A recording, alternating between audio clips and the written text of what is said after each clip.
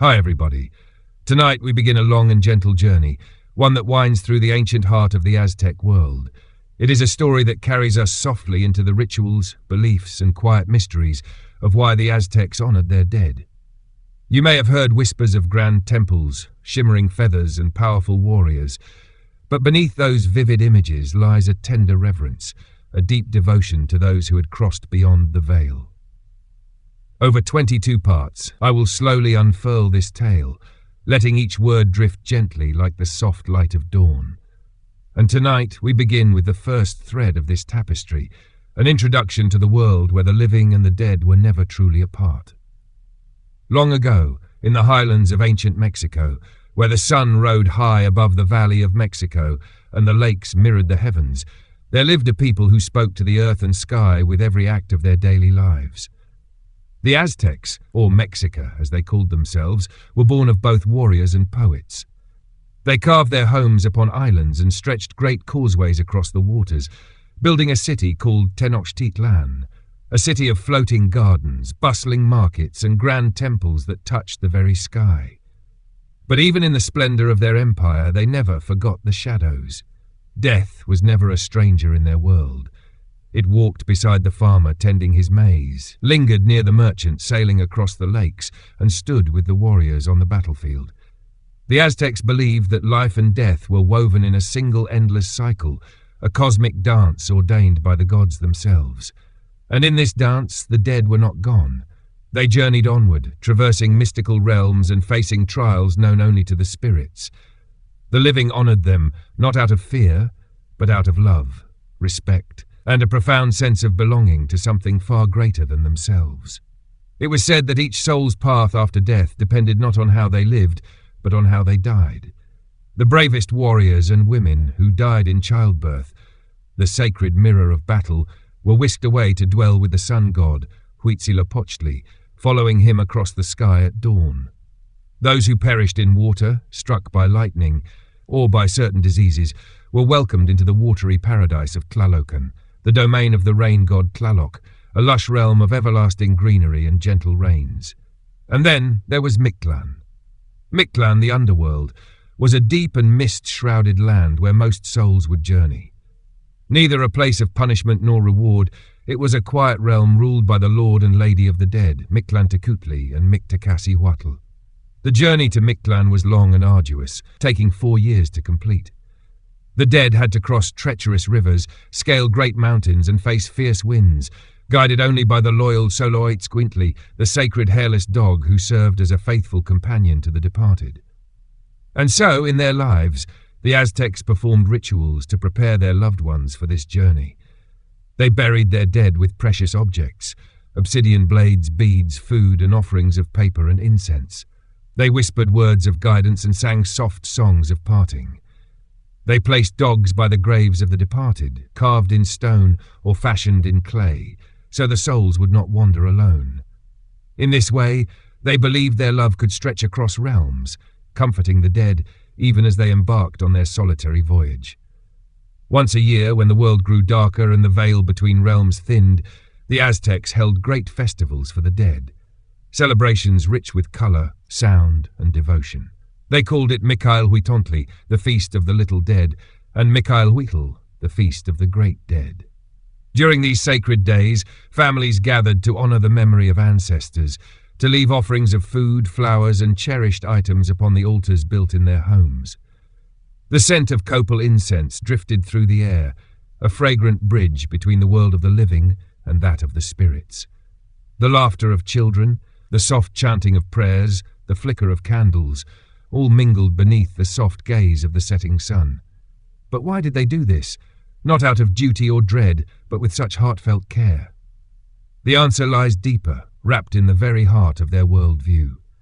The Aztecs believed the world itself was born from sacrifice. The gods, in an ancient time beyond memory, had given their lives so that the sun might rise, the earth might bloom, and humanity might exist. Every heartbeat was a gift borrowed from the gods, every breath a shared thread of divine sacrifice. And thus the dead were honored, because life itself was a cycle of giving and receiving, of living and dying in endless communion. By remembering their ancestors, the Aztecs were not simply performing rituals, they were holding hands across time, acknowledging the shared sacrifice that bound them to the past and to the gods. Death was not a door that closed, but a path that curved gently back into the great circle of existence. As we drift deeper into this story, we will walk the sacred avenues of Tenochtitlan, stand beside the altars where offerings were placed, and listen to the soft murmurs of prayers carried by the wind. We will see how these beliefs shape not only their rituals but their art, their daily life, and even the way they loved. And perhaps as you settle into the quiet of the night, you will find in their story a reflection of your own, a gentle reminder that love and memory weave us all together, beyond time, beyond death. Let us rest now at the threshold of this ancient world. When we return, we will walk softly into the sacred city and begin to see, through their eyes, why the Aztecs honored the dead not with sorrow, but with a love as enduring as the sun's first light. As dawn gently kissed the shimmering waters of Lake Texcoco, the grand city of Tenochtitlan stirred with quiet life. Its streets, neatly ordered and alive with the hum of morning voices, wound like soft ribbons between canals and floating gardens. The scent of fresh maize and roasting cacao drifted lazily in the air, mingling with the earthy aroma of wet stone. Yet amid the bustling heart of the city, there existed spaces of hushed reverence, places where laughter softened into whispers and footsteps fell more lightly upon the earth. One such place was the calm square that opened before the great temple, the Templo Mayor, a towering pyramid that seemed to hold the sky upon its shoulders. Here, beneath the gaze of gods older than memory, the people gathered not just in times of war or festivity, but in quiet devotion to those who had journeyed beyond life's fragile veil. On this morning, a woman named Citlali moved slowly through the awakening city. Her name meant star, and like her namesake, she moved with a quiet grace that caught no attention, left soft echoes in her passing.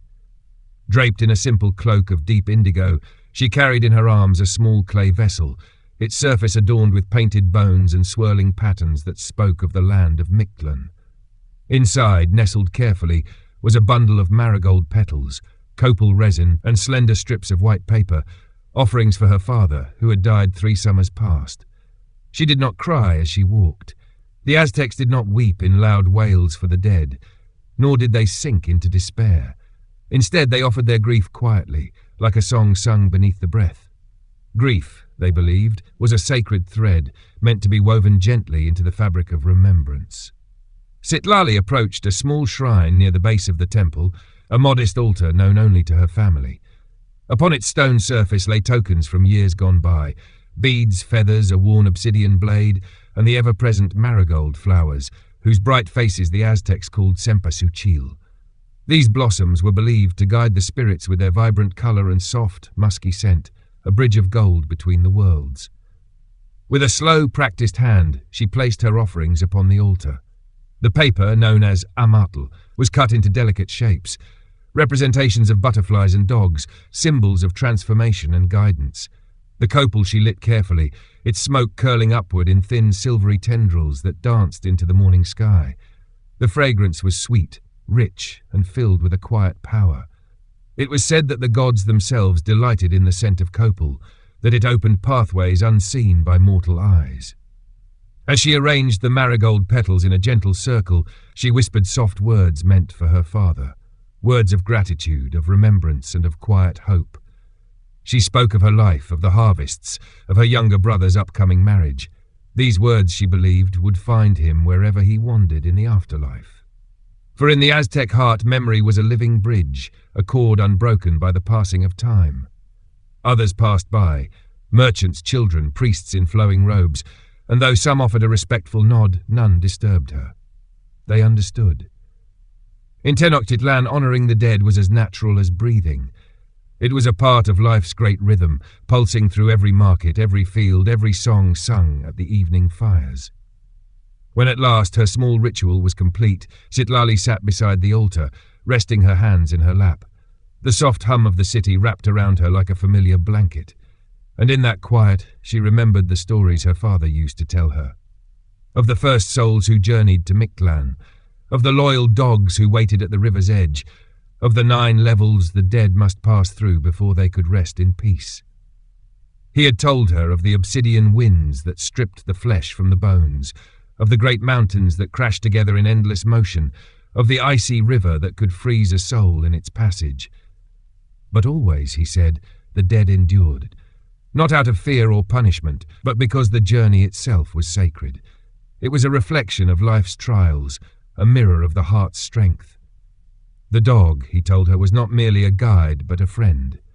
The sleep-inducing, with its smooth dark skin and bright, clever eyes, waited faithfully for the soul it had once loved in life. The dead would call to it, and it would lead them across the treacherous river, its feet unfazed by the deadly waters. Only the souls who had treated dogs with kindness in life would find a companion in death, a lesson her father had always shared with a soft chuckle as their own family dog slept peacefully at his feet. Now, as Citlali sat in the hush of morning, she felt not sadness, but a quiet warmth. Her father's journey was long past, yet she believed, she knew that he walked beside her in ways unseen. The dead were never far. They moved in the wind's soft sigh, in the rustle of leaves, in the flicker of candlelight upon an altar. When the sun climbed higher, painting the temple's stone with golden light, Citlali rose to her feet. Her heart beat slow, steady, wrapped in the gentle hush of remembrance. She placed her hand upon the altar's cool surface, a silent farewell, and turned back toward the city's waking streets. There was work to be done, life to be lived, but always, always, the memory of the dead walked with her, soft as a whispered prayer. And so it was for all the people of Tenochtitlan. Whether they stood in the grand temple's shadow or knelt beside a humble shrine, they honored the dead with a love that needed no grand words. It was a love born of understanding, an understanding that life and death were not separate realms, but twin threads in the same great tapestry. As the day stretched its golden arms over the city, the quiet rituals continued. In homes, in markets, in sacred spaces carved into stone, the people offered their small, silent devotions, and in doing so they kept alive the delicate thread that bound the living to the departed. This gentle reverence, this slow and quiet honouring of the dead, was not a burden, but a gift, a way of carrying forward the light of those who had gone before. And in that act they whispered to the world a truth as old as the mountains, that love, memory and life itself could never truly be parted.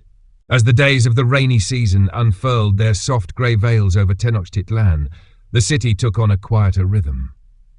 The sun, often veiled behind slow-moving clouds, cast a gentle light upon the great lake, its surface shimmering like a mirror of dreams. The air hung heavy with the scent of damp earth, blooming flowers, and the faint sweetness of maize cakes baking on open hearths. It was in this season that the people turned their hearts more deeply toward remembrance, for they believed the rains softened the boundaries between worlds, the living and the dead, the earth and the spirit. In a modest home near the canal's edge lived a man named Ehecatl. His name, given at birth beneath a sky whipped with winds, meant wind in the tongue of his people. Ehecatl was a maker of papel picado, delicate paper cuttings used in sacred rituals. With slender hands and patient eyes, he shaped thin sheets of bark paper into forms that spoke of life's endless circle, flowers, birds, skulls and suns. His workshop was small, a quiet room where the hum of the city softened into the peaceful scratch of obsidian blades upon soft paper.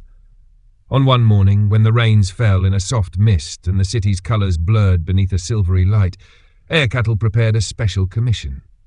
It had come from the high priest of the Templo Mayor himself, a request for a grand offering to adorn the great altar for the upcoming festival of the dead.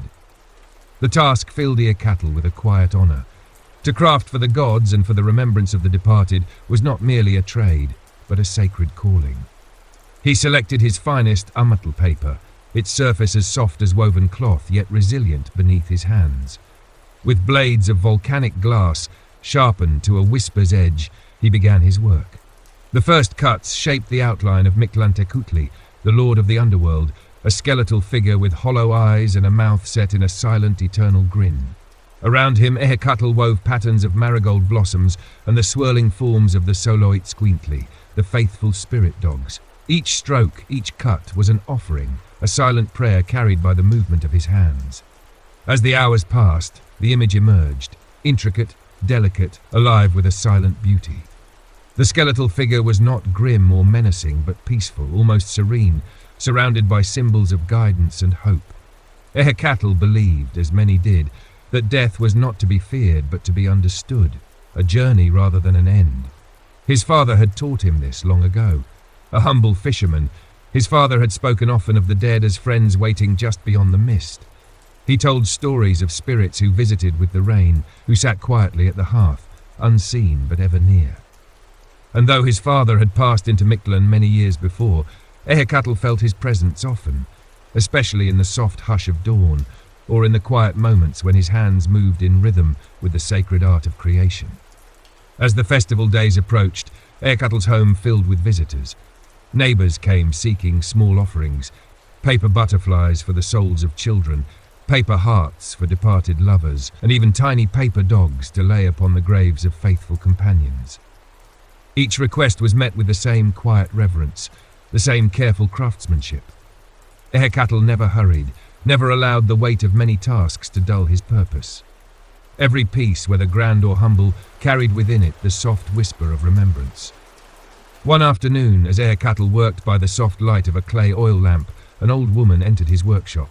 Her back was slightly bent with age, her hands thin and worn, yet her eyes held a soft gleam like the first stars of evening. She carried with her a small bundle wrapped in cloth. Without a word, she placed it gently before him. "I seek a paper heart," she said softly, her voice like the rustle of leaves, "for my husband who died in the season of the first rains." Ehecatl bowed his head, not in mere politeness, but in shared understanding. "Tell me his name," he said. "Yohuali," she whispered, "Night." And so, Ehecatl began his work. As he shaped the heart from thin sheets of paper, he listened quietly as the old woman spoke of her husband, the way he laughed, the songs he sang, the gentle kindness that lingered in his every act.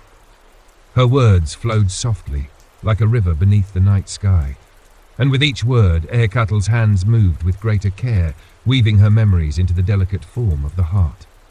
When at last he finished, he placed the tiny heart in her hands. It was a simple creation, a small crimson heart, with thin lines carved into it like the veins of a leaf. Yet within its fragile frame lived the echo of a life, a memory caught gently in the net of remembrance. The old woman smiled, her eyes glistening with soft tears. She whispered her thanks and left as quietly as she had come, the heart cradled against her chest. Ehecatl sat for a long while after she departed, his heart stirred not by sorrow but by a deep, quiet peace. In moments like these, he felt the true purpose of his art, not merely to create beauty, but to hold space for love, for memory, for the gentle honouring of those who had walked this world before. As the Festival of the Dead drew near, the city began to change. Doorways were adorned with marigolds, altars blossomed in every home, and the scent of copal thickened in the air like a sacred mist. The people moved with a softness, a reverence that wove through every street and plaza. Laughter mingled with song, remembrance with celebration. It was not a time of mourning, but of communion, a time when the living and the dead shared the same breath, the same gentle light. And Ehecatl, sitting quietly in his workshop, felt a soft warmth within him. The festival would come and go, the altars would rise and fall, but the thread of love, of memory, of sacred honouring would remain, woven into the heart of the people, carried gently upon the wind. As the sun set on the eve of the festival, its soft amber light bathed Tenochtitlan in a gentle glow. The canals mirrored the golden sky, and the lake's surface rippled with slow, glistening waves. From every corner of the city, the scent of fresh flowers mingled with that of sweet tamales and roasted cacao. The air felt thick with anticipation, yet not the hurried excitement of a grand feast, but a calm, shared understanding that the time of remembrance had drawn near. In a narrow street, flanked by low houses of mud brick and whitewashed stone, a family prepared for the night's vigil. Their home, modest and warm, belonged to a woman named Xochitl and her husband, Tochtli. Together with their 3 children, they tended a small altar in the centre of their courtyard, a space no larger than a man's outstretched arms, yet holding within it the heart of generations. The altar, built from smooth stones gathered from the lake's edge, stood adorned with layers of bright marigold blossoms. Their fiery petals glowed in the soft light of clay lamps, flickering gently as the evening breeze wandered by. Around the marigolds, Xochitl carefully arranged small bowls of food, steaming maize cakes, fresh fruits, a tiny vessel of honey, and thin strips of smoked fish. Each dish was a favourite of those now gone, placed with a silent hope that their spirits might taste again the flavours they had once loved. Beside the food stood thin sticks of copal incense, their fragrant smoke curling lazily into the air, rising like soft prayers. And woven between the offerings were papel picado, those delicate paper cuttings made by the hand of Ehecatl himself. They swayed gently with the wind, their colours soft and muted, whispering a quiet song only the heart could hear. Tochli, his hands worn from long days of labour in the Chanampas, the floating gardens, lit the final candle and stepped back beside his wife. Their children gathered close, each holding a small flower or a folded piece of paper upon which they had drawn symbols of remembrance. In that quiet circle, the family stood, their eyes reflecting the soft glow of the altar. Xochitl spoke first, her voice low and even, as though not to disturb the hush that had settled over their home. To our mothers and fathers who walked before us, may you rest in peace and walk beside us always. Her words flowed like the calm current of the lake. Tochli followed, his voice deep but tender. To our brothers and sisters, our friends and neighbours, may you find joy in the realms beyond.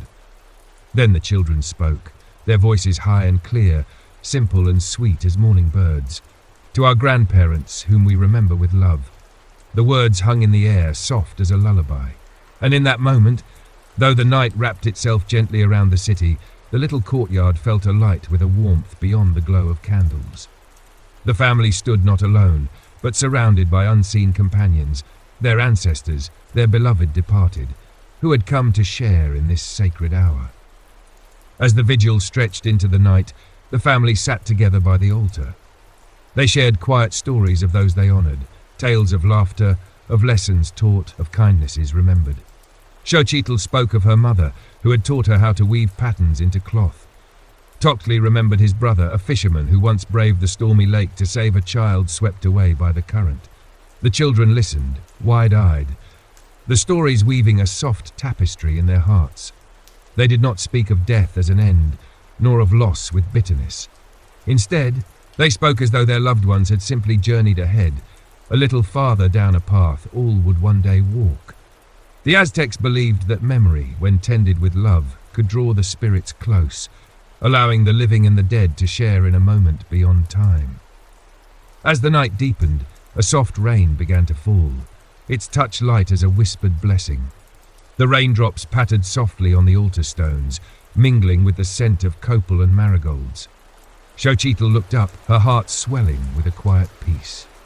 The rain, they believed, was a sign of the dead's gentle passage, a silent greeting from those who walked the other side of the veil.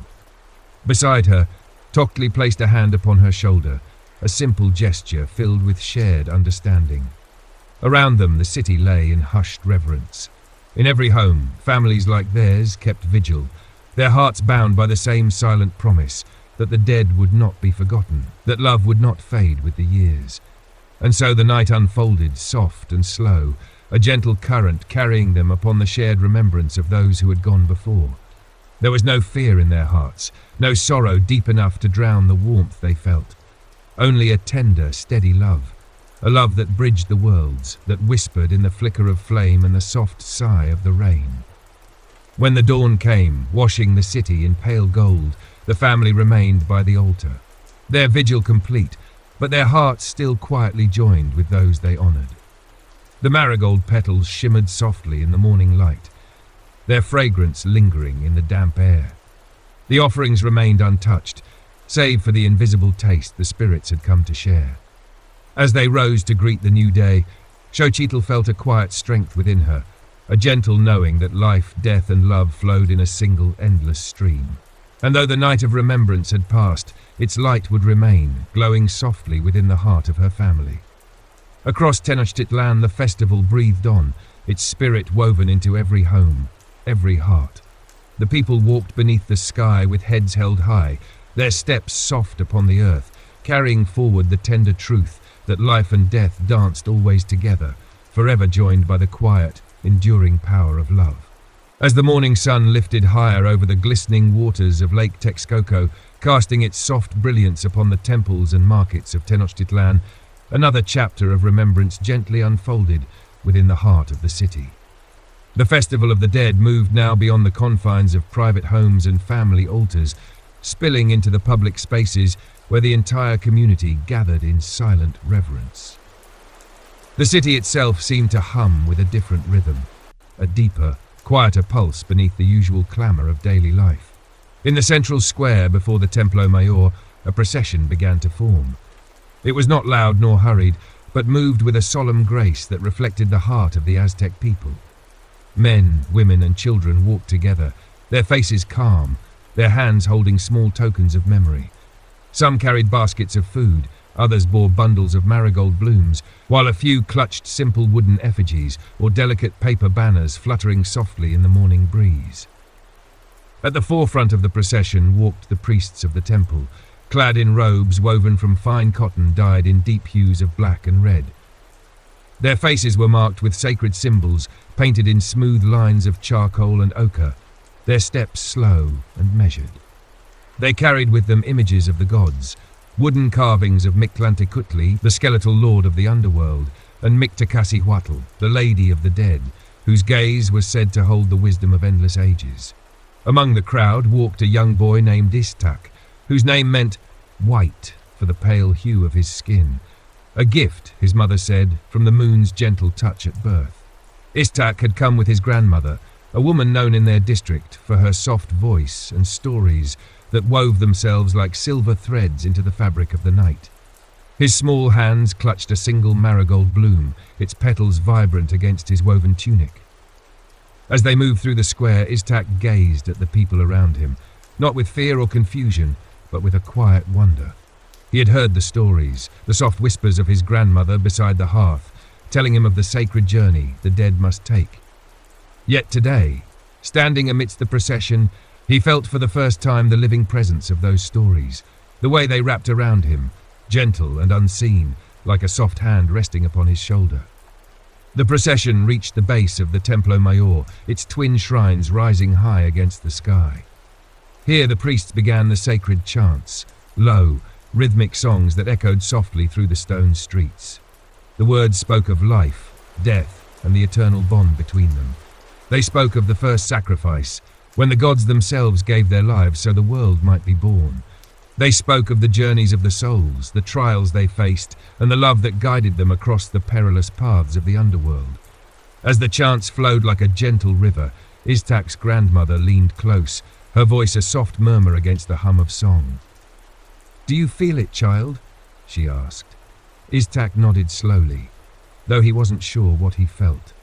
It was something like a soft warmth in his chest, a quiet peace that settled over his heart. He clutched his marigold a little tighter. "The dead walk beside us today," she whispered, her eyes soft as the morning light. "They come to see us, to walk the earth once more, even if only for a little while. And we," she touched his heart gently with her fingers, "we welcome them with open hearts, so they know they are never forgotten." The priests continued their chants, and with each soft rise of their voices, the crowd offered their gifts at the foot of the great temple. Baskets of fruit, vessels of maize, and bundles of marigold flowers were placed in careful, reverent piles. The air filled with the scent of fresh blossoms, sweet bread, and the slow-burning copal, its smoke curling upward toward the sky like a bridge between the worlds.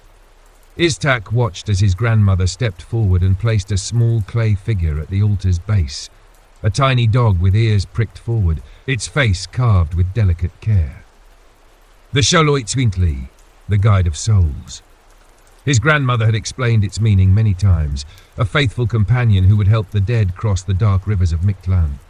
She touched the figure once more before stepping back, her eyes closed in a quiet moment of remembrance. When it was Iztac's turn, he approached with slow steps, the marigold bloom trembling slightly in his small hands. He knelt carefully, placing the flower among the offerings. His heart thudded softly, not with fear, but with a strange, quiet joy, a feeling that somehow in this moment he was part of something vast and timeless.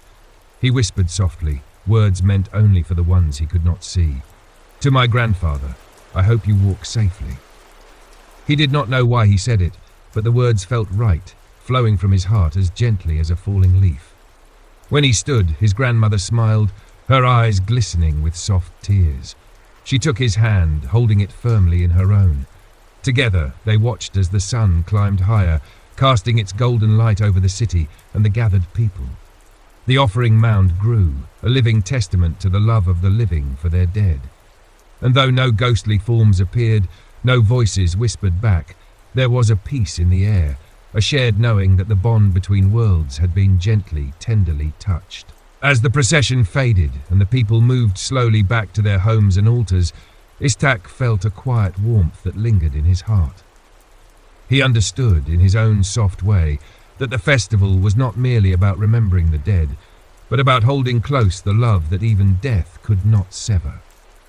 The people of Tenochtitlan, walking with slow steps beneath the wide embrace of the sky, carried this understanding within them, a gentle truth whispered from heart to heart, from generation to generation. And in doing so, they kept alive a light that neither darkness nor time could ever truly dim. As the soft hues of afternoon began to mellow into the amber of early evening, Tenochtitlan settled into a profound calm. The Festival of the Dead unfolded not in grand declarations or fierce revelry, but in a quiet, persistent devotion, like a gentle river flowing through the heart of the city. The wind carried the mingled fragrances of incense, marigold blossoms, and the faint sweetness of roasting cacao through narrow streets and open courtyards. And as the shadows stretched long and slow across the stone-paved avenues, a different kind of offering began to take shape in the hands of the city's artisans. Among them was a man named Yautl, whose name meant warrior, though his craft was not of arms but of clay. Known among his neighbours for his steady hands and eyes that noticed even the subtlest details, Yautl shaped figures of the sacred dead. Small, expressive sculptures fashioned from the rich, red-brown clay drawn from the lake's hidden beds. His hands, thick with the strength of years spent kneading and moulding, moved with a grace that seemed at odds with his weathered appearance. On this evening, Yautl worked beneath the awning of his workshop, his tools spread neatly upon a woven mat. Around him, small clay figures sat drying in the soft air, each one unique, each bearing the quiet imprint of a memory. There were skeletal dancers with arms raised in silent joy, dignified elders seated cross-legged as if sharing a story, and gentle mothers cradling infants swaddled in clay blankets. Every figure bore the faint smile of Mictlantecutli, a symbol not of mockery, but of the peaceful acceptance of life's inevitable turning. Today, however, Yautl worked on something different, a commission from a group of elders who wished for a centerpiece to adorn the communal altar in their district square. It was to be a figure of Mictacasihuatl, the Lady of the Dead, carved with reverence and adorned with symbols that spoke of both death and rebirth. Such a task, Yautl knew, required more than skill. It demanded a heart attuned to the delicate balance between life's joy and death's silent embrace. He began by shaping the body, a slender, poised form seated upon a low platform, hands resting upon her knees. Her face, a gentle skull, bore hollow eyes that seemed nonetheless kind. Around her, he crafted garlands of marigolds, their petals curling softly from the clay.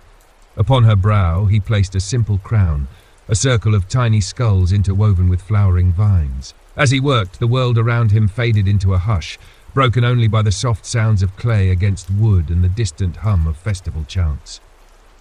With each stroke of his fingers, Yautl remembered the stories told to him in his youth, tales of how Mictacasihuatl watched over the souls of the dead, not as a cruel warden, but as a gentle guardian. It was said that she greeted each arriving soul with a gaze that saw beyond fear and sorrow, a gaze that recognized the weary traveller who had journeyed through the 9 levels of Mictlan. Yautl's father, a soldier who had died when Yautl was but a boy, had been honoured with a figure just like this one, crafted by a different hand, now long gone to the silent earth. That figure had sat upon his family's altar for years, its silent presence a source of quiet comfort. In its steady gaze, Yautl had learned not to fear death, but to hold it close, as one might hold a night's soft darkness or the gentle hush of falling rain. As the final touches neared, Yautl paused, his hands resting upon the cool clay. The sun's last light fell gently upon his work, casting soft shadows that danced upon the figure's serene face. He closed his eyes for a moment, whispering a soft prayer not taught by priests but born of his own heart, a prayer of remembrance, of love that crossed the unseen boundary between worlds. When he opened his eyes, he smoothed the final curve of a marigold petal and set the figure aside to dry. It would sit upon the communal altar before dawn, surrounded by offerings from every family in the district. And in that quiet shared space, it would stand not merely as a symbol of death's embrace, but as a gentle reminder of the love that outlives all endings. Around him, neighbours began to pass by, some pausing to offer a soft word of praise, others laying small tokens at the base of his workspace in silent gratitude. They understood what he gave was more than mere clay. It was a piece of himself, moulded with the care and reverence that only a heart steeped in remembrance could offer. Later that night, when the streets grew soft with shadows and the flicker of oil lamps danced upon the lake's gentle waves, Yautl carried his finished work to the district's communal altar. He walked alone, but not truly alone. In the hush of night, with the soft hum of distant prayers carried on the wind, he felt the presence of those long gone. His father, his mother, friends whose laughter still echoed faintly in his heart. When he reached the altar, a simple stone platform adorned with offerings from many hands, he placed the figure of Huatl at its centre. Around her, marigolds and candles glowed softly in the dark. The elders of the district gathered in a silent circle, each holding a candle whose light flickered gently in the soft night air. Together, they stood in quiet reverence, a community bound by more than shared streets or common trade. They were joined by the silent thread of remembrance, a thread that stretched across generations, woven with the love and memories of those who had walked before them. In that stillness, as Yautl lowered his head and closed his eyes, the heart of Tenochtitlan seemed to beat with a soft, enduring rhythm, a heartbeat that whispered of life, of death, and of the love that gently held them both within its quiet embrace. As the soft embrace of night settled over the city of Tenochtitlan, the streets glowed with a tender luminescence. Hundreds of small flames flickered from doorways, shrines, and street corners, their light golden and warm against the cool, dark stone. The air shimmered with the scent of burning copal, mingling with the sweet, earthy fragrance of crushed marigold petals scattered across the thresholds of homes. The Festival of the Dead had entered its quietest, most sacred hour, the time when the veil between worlds was believed to grow thinnest. In the heart of a humble district near the southern causeway, a young woman named Malinal walked the silent streets, her steps slow, her heart wrapped in a thoughtful hush. She carried with her a simple bundle wrapped in woven cloth, its shape soft and yielding. Tied carefully within were small loaves of pan de muerto, bread of the dead, baked with delicate hands earlier that day. Each loaf was adorned with thin, bone-shaped ridges of dough, dusted lightly with crushed amaranth seeds and golden maize flour. Malinal had prepared these loaves with a heart full of remembrance. They were not for sale, nor for any grand altar. They were meant for an offering of a different kind, one made not upon stone or beneath the gaze of gods, but upon the quiet waters of the lake itself. Her destination was a small pier that jutted gently into the dark, glassy waters of Lake Texcoco. The pier was simple, just a few weathered planks resting on sturdy stakes, but it had stood there for longer than Malinal could remember. It was a place of quiet retreat, known to few, cherished by those who sought its gentle solace. Tonight, as the city's quiet festival glow bathed the horizon in soft gold, Malinal reached the pier's end and knelt. She placed her bundle gently before her and sat in the hush of the night, her eyes fixed on the lake's smooth surface. The water stretched into the distance like a sheet of polished obsidian, reflecting the soft shimmer of candles flickering along the distant shore. From within her bundle, she took the small loaves, one by one, and placed them gently upon thin rafts of woven reeds, tiny crafts made with care that very morning. Each raft held a single loaf, a small marigold bloom, and a tiny pinch of copal. She set the first raft upon the water's edge, giving it a slight push. It floated out slowly, carried by the soft current, its tiny candle flickering at its heart. This was her offering. Her father had taught her this ritual when she was a child, a tradition not written in any codex nor spoken of in the grand temples. It was a quiet custom, passed down through her family, born of fishermen who believed that the souls of the departed could be honoured best by sending gifts upon the water, where life and death met in gentle embrace. As she placed the second raft upon the lake, she whispered a soft name, Kwali. It was the name of her younger brother who had been taken by fever 3 harvests past. He had been but a boy, his laughter bright as the morning sun, his heart as wild as the wind over the lake's surface. When he died, the family had mourned in the quiet, steady way of their people. No loud wails, no tearing of garments, only soft songs sung by the hearth and offerings laid gently upon the family altar. But Malinal had come here, to this pier, on the night of the festival every year since. She whispered his name now with no pain, only a soft longing, an echo of love carried on the soft breath of the lake wind. One by one, she sent the rafts upon their way, each carrying a name, a memory, a soft whisper of remembrance. Her mother, her grandmother, a beloved neighbour whose stories had once filled her evenings with gentle laughter. With each raft set adrift, she felt a lightness in her heart, as though the threads of her love stretched gently across the water's surface, reaching toward the unseen shore where the dead walked in quiet peace. The final raft she held a little longer. This one bore no name, for it was meant for all souls forgotten by others. Those with no family left to speak their names, no children to remember their faces, no stories passed on in the quiet of night. Malinal's grandmother had called them the Silent Ones, and it was believed that such an offering, made in quiet compassion, brought great honour to both the giver and the departed. She set the final raft upon the lake, her fingertips brushing the cool water as it drifted away. The candle upon it burned steadily, its soft light glowing like a small star against the velvet dark. She watched until it faded into the distance, a speck of gold swallowed by the soft embrace of the night. For a long moment, Malinal sat in silence, her heart wrapped in a deep, peaceful stillness. The city hummed softly behind her, its songs and prayers weaving a quiet chorus in the night air. The lake whispered against the pier, its gentle waves lapping like a heartbeat against the wooden planks. She thought then of the countless generations who had lived and died upon these lands, their joys, their struggles, their silent hopes. She thought of the great empire that rose and fell, of the countless footsteps that had walked the same streets she now walked, of the countless hearts that had loved, feared, dreamed, and remembered. And in that soft hush, she understood once more the heart of the festival, the gentle truth the Aztecs carried within their souls, that the dead were never truly gone. They walked beside the living, unseen but ever near, woven into the breath of the earth, the murmur of the wind, the soft ripple of the water beneath a silent sky. As she gathered her cloth and stood, Malinal felt no sorrow, only a tender fullness, as though the love she gave to the departed had circled gently back to rest within her own heart. The festival would continue with dawn's first light, with more offerings, more quiet devotions.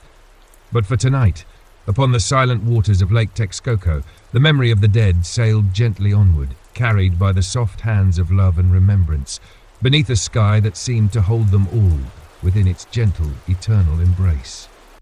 Beneath the slow drift of a silver dawn, when the soft mists of the lake still clung low upon the waters, and the first bird calls echoed faintly from the reed beds, the city of Tenochtitlan stirred in gentle, hushed motion.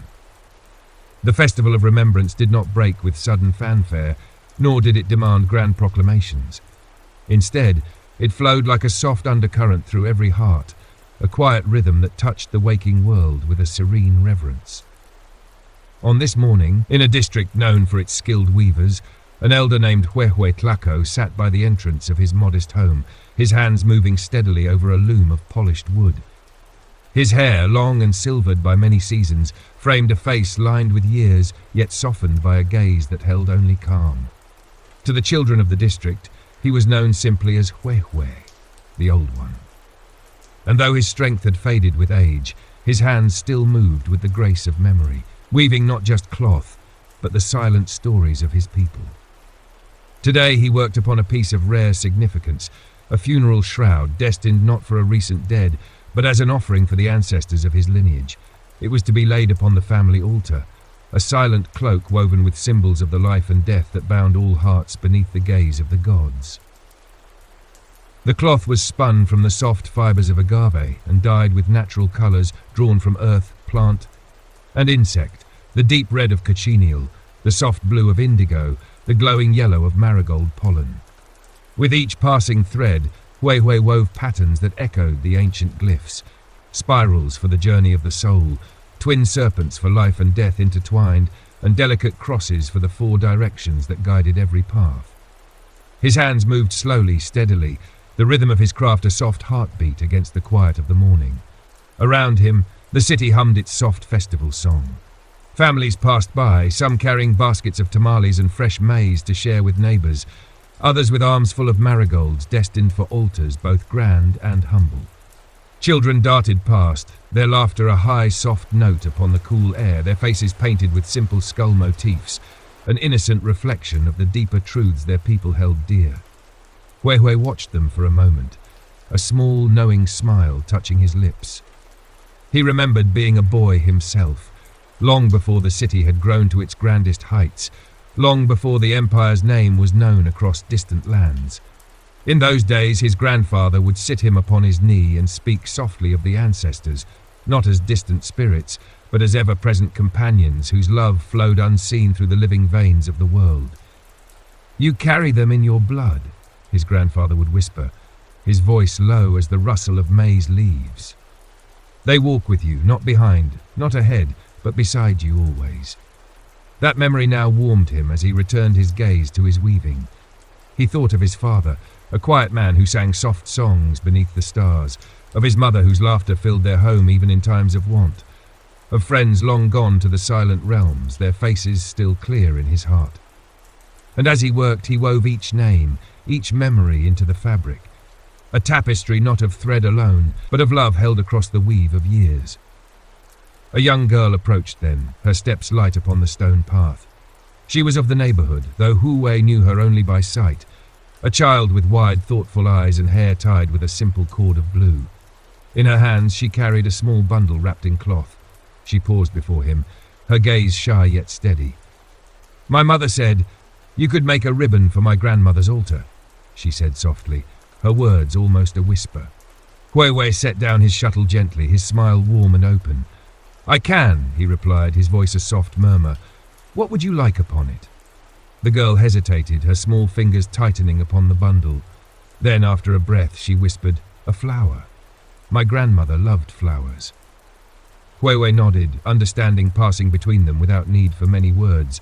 He invited her to sit beside him, his hands guiding hers gently as they worked together upon a narrow length of cloth. He showed her how to weave the simple flower, a design of soft petals, unfolding like a bloom beneath their shared touch. As they worked, he spoke quietly of how flowers were believed to guide the spirits, their beauty and fragrance, a gentle beacon through the veil of worlds. The girl listened, her eyes wide, her small hands trembling slightly as they learned the gentle dance of loom and thread. And in that shared moment, a child's eager heart, an elder's steady hand, the soft thread of tradition passed once more from one soul to another. When at last the ribbon was finished, the girl smiled, a smile bright as the dawn itself. She took the ribbon carefully in her hands, her eyes shining with a quiet gratitude beyond her years. With a soft word of thanks, she rose and disappeared into the soft bustle of the festival street. Huehue watched her go, his heart lifted by the quiet grace of the moment. He knew that in such small, gentle exchanges, the true spirit of the festival lived, not in grand altars nor loud ceremonies, but in the silent acts of love passed gently from hand to hand, heart to heart. As the sun rose higher, casting a soft, golden light upon the city's stone streets and shimmering canals, Huehue returned to his loom. His hands moved with renewed steadiness, his heart beating softly in time with the rhythm of the threads. The shroud grew beneath his careful touch, a living testament to the love that crossed generations. And though he wove in the quiet of his own home, he felt not alone but surrounded by the soft presence of ancestors, by the gentle echo of voices remembered, by the quiet certainty that the bond between the living and the dead remained strong, unbroken, and ever-flowing, like the calm waters that lapped at the heart of Tenochtitlan's endless, timeless soul. As the sun reached its quiet zenith, casting soft shadows that stretched beneath the gentle sway of canopies and rooftops, the city of Tenochtitlan seemed to pause in a moment of hushed reflection. The Festival of the Dead continued in its steady, unhurried rhythm, like a soft heartbeat echoing through streets lined with offerings and silent prayers. The pulse of life moved gently, woven together by the invisible thread of remembrance. In a small courtyard nestled among flowering trees, a woman named Chalchi prepared for a ritual that was neither loud nor grand, but one held deeply within the heart of her family for generations. She was a healer, a midwife known to the people of her district as Tisitl, a title of quiet honor given to those who eased the journeys of both birth and death. Her touch had soothed countless mothers in their hours of labor, and her hands had closed the eyes of many who had passed into the silent beyond. Today, Chalchi prepared not a healing draught, nor a poultice of crushed herbs. Instead, she gathered bundles of aromatic plants, rosemary, sage, wild mint, and laid them carefully beside a simple clay bowl filled with clear water drawn at dawn from the sacred spring outside the city walls. Around her, soft bundles of marigold blossoms lay scattered, their golden hues glowing softly in the filtered light of the courtyard. The ritual she prepared was for the spirits who might still wander, unsure of their place between worlds.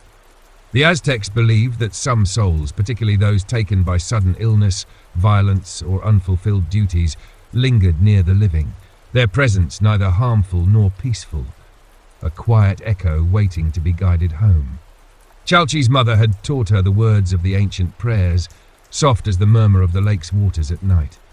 And so, as the breeze stirred the leaves above, she began her work. She dipped her fingers into the cool water, her touch gentle, her heart steady. With each drop she flicked upon the marigolds, she whispered a soft invocation, a beckoning for the spirits to find their path. Walk now in peace, little ones. Follow the scent of the flowers, the light of the heart. You are remembered. You are loved. Her voice did not rise above a whisper, but in that soft murmur lay a quiet strength. She moved through the courtyard, blessing each corner, each small shrine. The fragrance of the herbs rose with the steam of a small brazier burning beside her, a blend of earth, smoke, and memory. The ritual was not one of exorcism nor fear, but of gentle invitation, a loving nudge to souls lingering at the edges of the world. As Chalchi moved, her mind drifted gently back to the many faces she had known. Women whose hands had clutched hers in the pain of childbirth, children she had bathed in the first moments of life, elders whose breaths she had soothed as they slipped quietly into death's embrace. She remembered each one not with sorrow, but with a profound tenderness, a silent gratitude for the trust they had placed in her hands. When the ritual was complete, Chalchi sat quietly upon a woven mat near the brazier. The soft smoke curled upward, tracing invisible patterns into the sky. She felt no weariness, only a calm, settling peace. Around her, the courtyard seemed to breathe with the gentle rhythm of life, a space held open for memory, for love, for the quiet presence of those unseen. Her granddaughter, a girl of 10 summers named Yolotl, entered the courtyard with the light step of a child used to moving gently in sacred spaces. She carried in her hands a small bowl of ground cacao, its dark, rich aroma filling the air. "Abuela," she whispered, kneeling beside her. "Is it true? The spirits come to visit us because they miss us?" Chalchi turned to her with a soft smile, her heart warmed by the innocent question. She took Yolotl's small hand in hers, their fingers entwining softly. "They come," she replied in a voice low and even, "because they love us, and because they know we have not forgotten them. Love binds us, little heart. It holds us close even when we walk different paths." Yolotl nodded, her eyes wide, reflecting the soft shimmer of the brazier's glow. She set the bowl of cacao before her grandmother, and together they stirred it gently, adding a pinch of ground chili, a touch of honey, and a sprinkle of crushed maize. The drink was an offering as much for the living as for the dead, a sharing of life's simple, nourishing gifts. They sipped in silence, the rich warmth of the cacao grounding them in the moment. Around them, the soft murmur of the city's festival continued, a gentle background to the quiet exchange of love and memory. Chalchi knew that the child before her would one day take up the gentle work of remembering, perhaps as a healer, perhaps in her own way. But in this quiet moment, she felt the living thread pass from one heart to another, a legacy of love carried not by blood alone, but by the shared act of honouring those who had walked before. As the afternoon sun cast a soft golden glow upon the courtyard, Chalchi and Yolotl remained together in their silent vigil, a grandmother and her granddaughter, seated between the living world and the realm of gentle shadows. And in their shared quiet, the heart of the festival beat softly on, a song of remembrance sung not with loud voices, but with the tender, enduring language of love. The firelight flickered softly against the earthen walls of the chamber, casting long, gentle shadows that swayed like silent dancers. Deep within the heart of Tenochtitlan, the ancient city upon the shimmering lake, the quiet hum of the night embraced all who slept. But in a modest home by the temple district, one young scribe remained awake, his heart burdened with a question that no scroll had yet answered for him. His name was Xochitl, a name bestowed upon him for the rare white flower that bloomed on the day of his birth.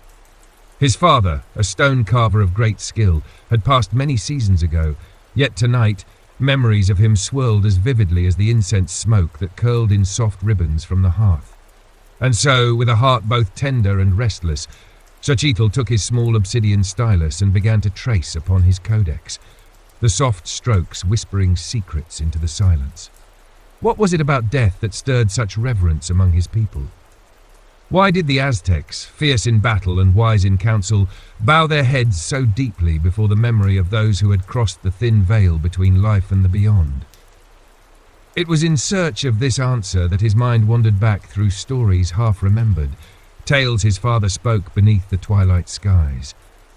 And among them rose one that now seemed alive again in the chambers of his heart. Long before the days of mighty Tenochtitlan, in the age when the sun itself was young, there existed a village perched at the edge of the great smoking mountain.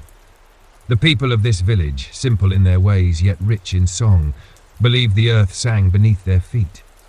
They did not yet know of gods with names whispered in temple chants, nor had they shaped the great stones of pyramids.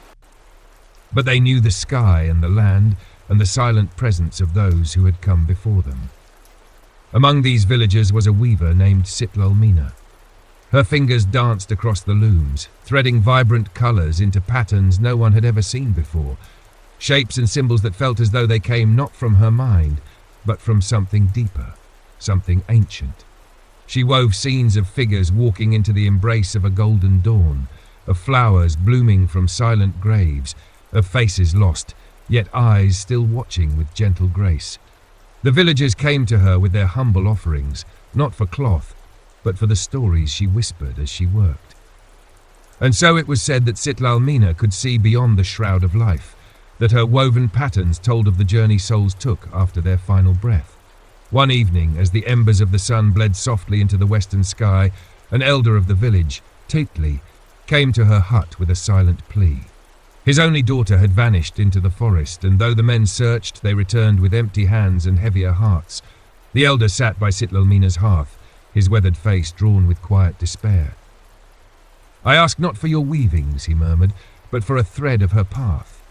Is she lost beyond our world?" Sitlalmina listened, her heart opening like a blossom to the elder's grief.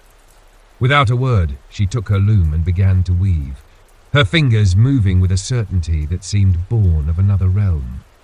The villagers gathered as the cloth took shape, deep hues of twilight, winding paths of silver threads, a soft figure walking between great trees, her face turned not to the darkness, but to a radiant figure that waited beyond the forest's edge. When she finished, a hush fell upon all who watched. Teitli touched the cloth with trembling hands. There, within the weave, he saw his daughter, safe, her eyes reflecting a light no sun had ever given. The elder did not weep, nor did he wail. Instead, he whispered a blessing and placed the cloth upon the altar of his home. From that day, the villagers did not mourn their dead as before. They sang to them, weaving their names into songs that rose like morning mist into the sky. They crafted offerings, small tokens of clay, maize and flowers, and set them upon stone altars not to appease, but to remember. They spoke of departed as travellers who walked a path unseen, guided by the hands of those who remained. Xochitl, sitting by his hearth, felt a soft warmth bloom within his chest. The memory of this tale echoed something his father had once said when they gazed upon the setting sun. We honour the dead not because they are gone, but because they remain, in the earth beneath our feet, in the songs we sing, in the stories we pass. They are the roots of the tree that bears our life. The fire crackled gently, as though affirming the words that lingered in the air. And Xochitl realized that among his people, death was not an end, but a passage, a sacred journey wrapped in reverence, love, and quiet understanding. He thought too of the great festival his people held each passing year, the days when the city bloomed with colour and music for those who had journeyed beyond. The feast days of the dead were no mere rituals. They were the living heart of a culture that cherished connection over sorrow, remembrance over forgetting. And in this, perhaps, lay the first thread of his answer. Not in the grand temples or the sharp-edged obsidian of sacrifice, but in the gentle, whispered stories of a people who had learned to see beyond the veil. Xochitl closed his codex gently, his heart soft with the quiet joy of understanding. The night sang softly beyond his window, and for the first time in many nights, he felt the soft embrace of sleep welcoming him, like the arms of a father long gone but never far. Tomorrow he would write again, but tonight he would dream of woven cloth, of silent paths, and of the tender way his people, the children of the sun and stone, honoured those who walked before them. The dawn stretched its golden fingers over the quiet canals of Tenochtitlan, painting the sky with soft hues of rose and amber. The city stirred gently, its heart awakening to the murmurs of paddles dipping into water, the low calls of merchants greeting the morning.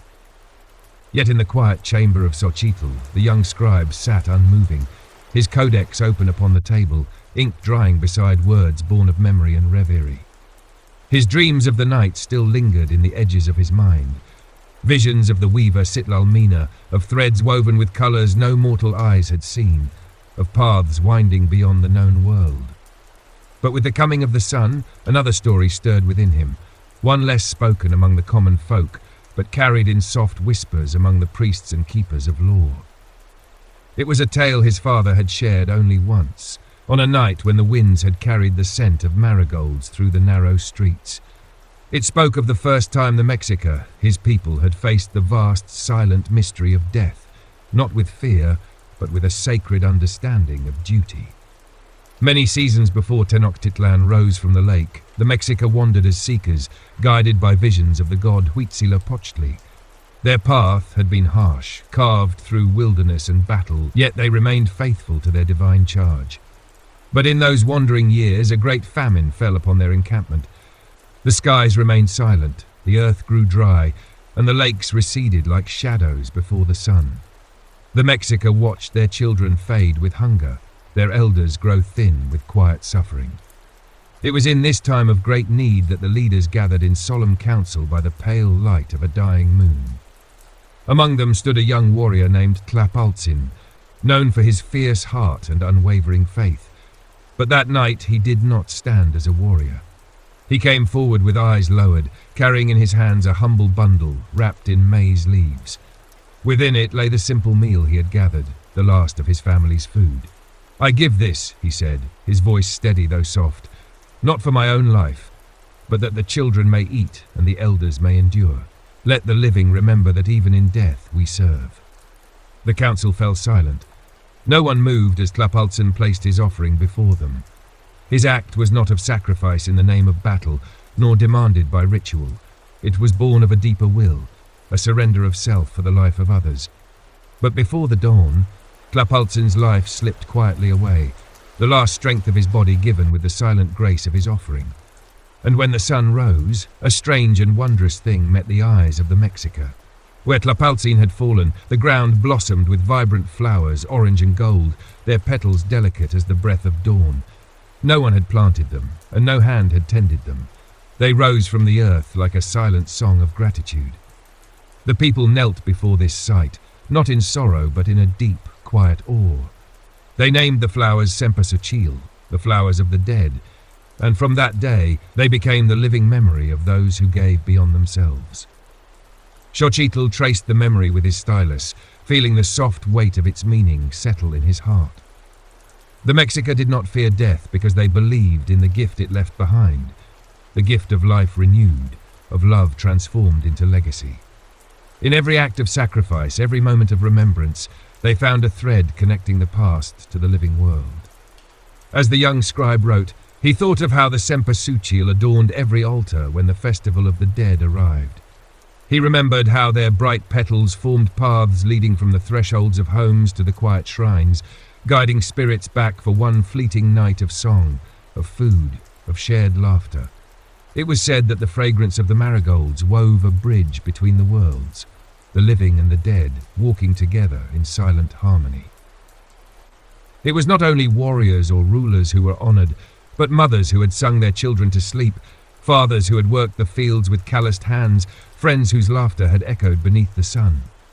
In death, none were forgotten. All were threads in the great tapestry of the people. Xochitl pondered, his heart stirred with a gentle ache. How many lives had shaped his own? How many footsteps lingered unseen along the paths he walked each day? Perhaps it was this endless unseen chorus, that gave his people their strength. Not the sharpness of their obsidian blades, nor the height of their stone pyramids, but the deep reverence they held for those who came before. And in that reverence they themselves found purpose. He smiled softly, his hands stilling over the codex.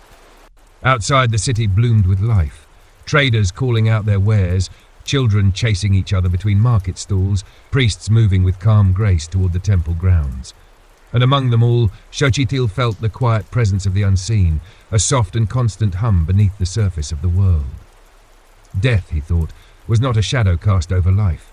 It was a companion, walking silently beside every heart, reminding them of love, of sacrifice, of the sacred duty to remember. With a soft breath, Xochitl closed his eyes, the warmth of the morning sun falling gently across his face. He would write again when the day grew quiet. For now, he would carry the story in his heart, a living thread woven deep within the tapestry of his people. The sun climbed gently across the sky, casting soft shadows upon the canals and plazas of Tenochtitlan.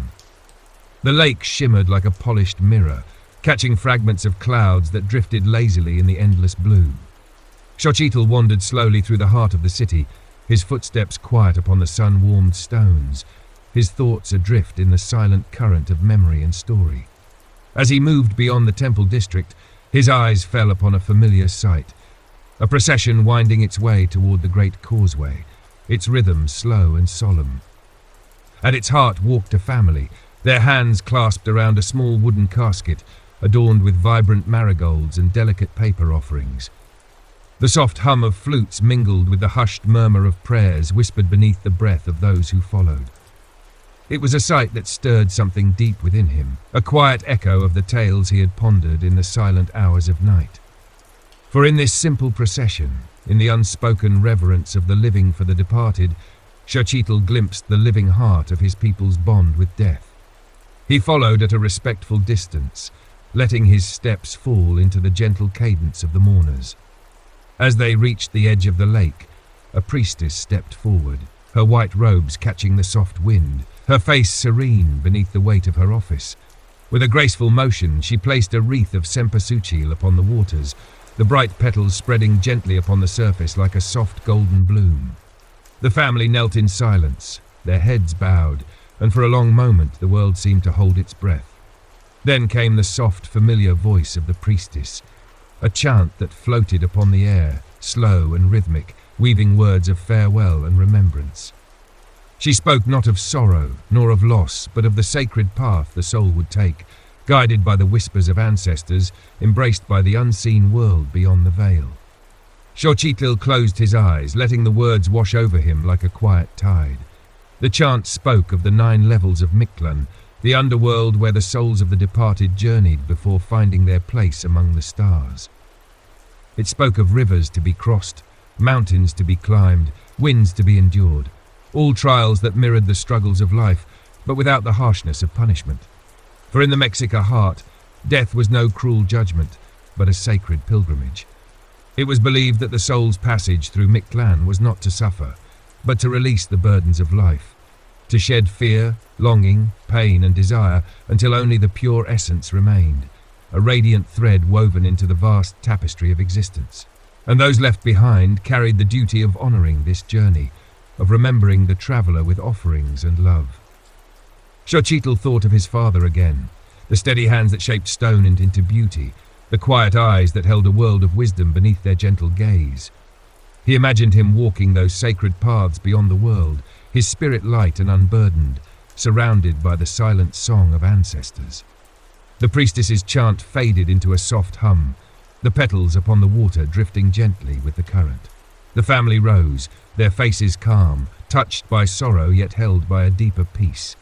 A quiet knowing that their beloved had joined a realm beyond pain, beyond the grasp of forgetting. As the procession turned back toward the city, Xochitl lingered by the water's edge, watching the marigolds dance upon the lake's shimmering face. The soft lapping of the waves whispered a secret only the heart could hear, that the dead were not lost to the world, but woven into its very soul. He thought too of the ancient belief that each soul became a star upon completing its sacred journey, a point of light in the endless sky, watching over the living with silent grace. It was this belief that led the people to lift their eyes to the heavens on clear nights, whispering the names of those they loved, trusting that their light shone back in gentle reply. The lake breeze stirred his hair, and for a brief, fleeting moment, Xochitl felt the presence of his father beside him, not as a shadow, but as a quiet warmth, a soft echo in the depths of his heart. With a quiet breath, he turned back toward the city, his steps light with a peace he could not fully name. The streets welcomed him with the gentle bustle of life, vendors calling, children laughing, the soft murmur of the living world carrying on in its eternal rhythm. As he walked, Xochitl felt within him the growing threads of a new story, not of fear nor of sorrow, but of reverence, of the deep, abiding connection between the living and the dead. It was a story that lived in every offering placed upon an altar, in every song sung beneath the golden marigolds, in every silent prayer whispered to the stars.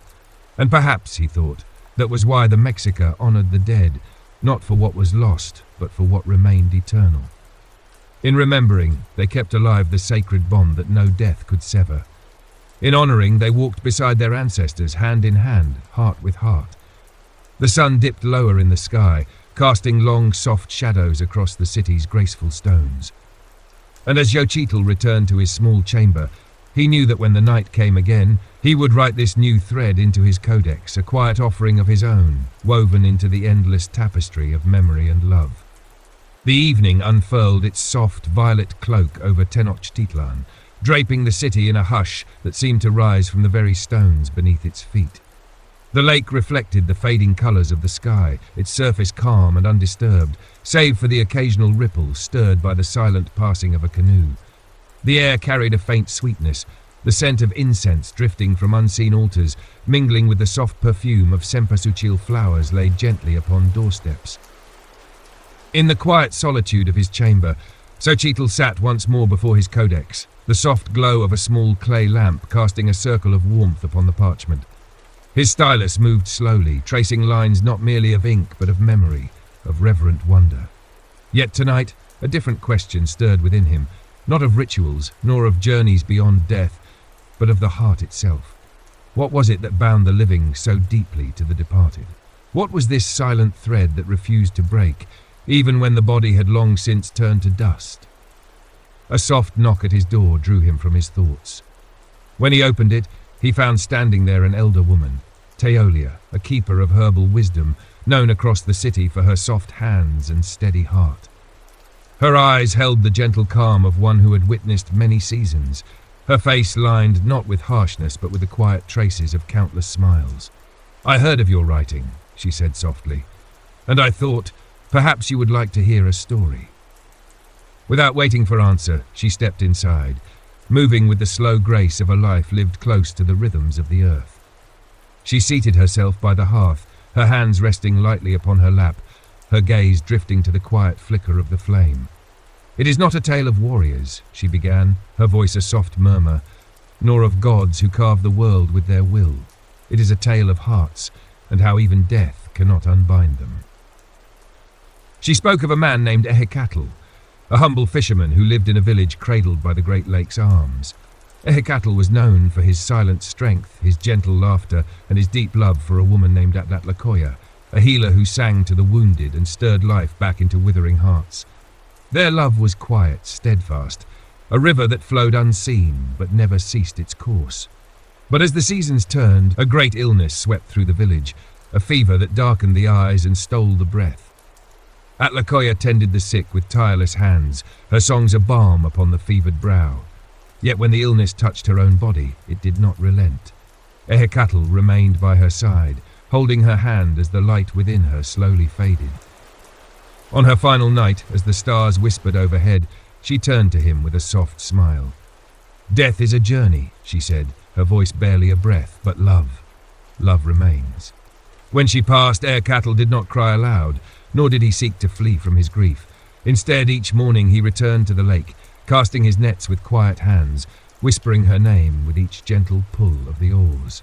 And though his heart ached with the weight of her absence, a strange and wondrous thing began to happen. Wherever he cast his nets, the waters yielded gifts beyond fish, shells of radiant beauty, stones smooth as glass, feathers kissed by the colours of dawn. Each seemed a silent message, a soft echo of Atlacoya's spirit, reminders that love had not departed with her final breath. The villagers watched with quiet awe as Ehecatl gathered these treasures, not to sell, but to lay upon her grave, a growing altar of simple, silent beauty. And in time, the place where she rested bloomed with flowers no one had planted, their colours soft as whispered dreams. "Love," Teolia said softly, her eyes reflecting the gentle dance of firelight, "is a thread that death cannot sever. It lingers, weaving itself into the very world, reminding those who remain that nothing truly precious is ever lost." Xochitl sat in stillness, his heart stirred by the soft weight of the story. He thought of the processions, the offerings, the chants that rose like a quiet river through the heart of his people. It was not merely duty, nor was it fear of angering unseen gods. It was love, simple, abiding love, that guided their hands and stirred their hearts to honour those who had walked before. In every marigold placed upon an altar, in every song sung to the stars, in every whispered name carried upon the wind, there lived the quiet echo of a heart refusing to forget. And perhaps, he thought, this was why his people's bond with the dead endured beyond the reach of time, because love had no end. Teolia rose slowly, her movements graceful as the settling of dusk. Before she turned to go, she placed a soft hand upon Xochitl's shoulder, her touch warm, grounding. "Write what you must," she murmured. "But remember, sometimes the heart knows more than the ink." With that, she stepped into the quiet night, leaving behind a silence filled not with emptiness, but with a soft, lingering peace. Xochitl remained by the fire, his stylus poised above the parchment. The tale of Ehecatl and Atlacoya unfolded upon the page, not as a story of sorrow, but as a hymn of enduring love, a quiet testament to the heart's unyielding bond across the veil of life and death. And in the soft hush of the night, beneath the quiet hum of the living city, he felt it again. That unseen thread woven gently through every heart, every memory, every whispered name, a thread that death itself could not unweave. The soft hush of night deepened over Tenochtitlan, its streets veiled in silver shadows beneath the watchful gaze of the moon. The city, so often vibrant with life, settled into a gentle quiet, broken only by the distant murmur of water lapping against stone and the soft songs of night birds hidden among the reeds. Within his chamber, Xochitl sat with the calm patience of a weaver, each word he traced upon the parchment, another thread in the tapestry of understanding he had begun to weave. Yet even as his hand moved with gentle certainty, another question stirred quietly in the depths of his heart. He had heard of warriors and weavers, of fishermen and healers, of the quiet strength of love and the reverent songs of memory. But what of those whose names were never sung, whose faces were never carved in stone? What of the forgotten, the silent dead, whose stories had drifted beyond the reach of remembrance? The elders often spoke of Michaelhuitantli, the small feast of the dead, and Michaelhuitl, the great feast that followed, when the people of Tenochtitlan honoured not only their own departed kin, but also the countless souls who walked the silent paths beyond memory. On these days, even strangers and forgotten ancestors were offered food, flowers, and prayers. It was a tradition that puzzled the hearts of those beyond the Mexica lands. Yet for Xochitl's people, it carried a profound, unspoken truth. He remembered a tale his mother once whispered to him beneath the soft veil of twilight, a story as delicate as the drift of mist upon the lake. There was a time, she said, when the world was still young, and the gods themselves walked unseen among mortals. In a quiet village nestled beside a nameless forest, there lived a child born without a family. No mother to cradle him, no father to guide his steps. The villagers, wary of a child without roots, named him Nohuetzin, the little alone. He grew among them like a silent reed, always on the edge of their gatherings, his eyes watching, but his voice seldom heard.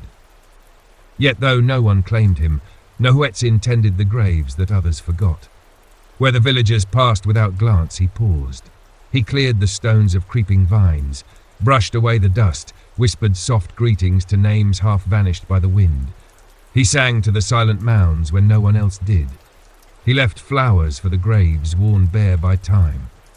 And though the villagers called him strange, they did not stop him, for even the coldest hearts could not scorn a child whose kindness harmed none. Seasons turned, and Nohuetzin grew with the quiet grace of the unseen. One autumn morning, as the feast days of the dead approached, the village woke to a strange sight. Every forgotten grave within their lands bloomed with marigolds, bright, golden, and swaying gently in the dawn breeze. The graves of those unclaimed by family, those without altars or offerings, stood adorned as though touched by unseen hands. The villagers, moved by a wonder they could not name, turned their eyes toward the boy they had always overlooked. But Nohuetzin was gone, vanished like a whisper upon the wind. No one saw him leave, and no one ever found his resting place. Yet each year, when the days of remembrance drew near, the forgotten graves would bloom anew with golden flowers, and the villagers would speak of the little alone who became the silent guardian of the nameless dead.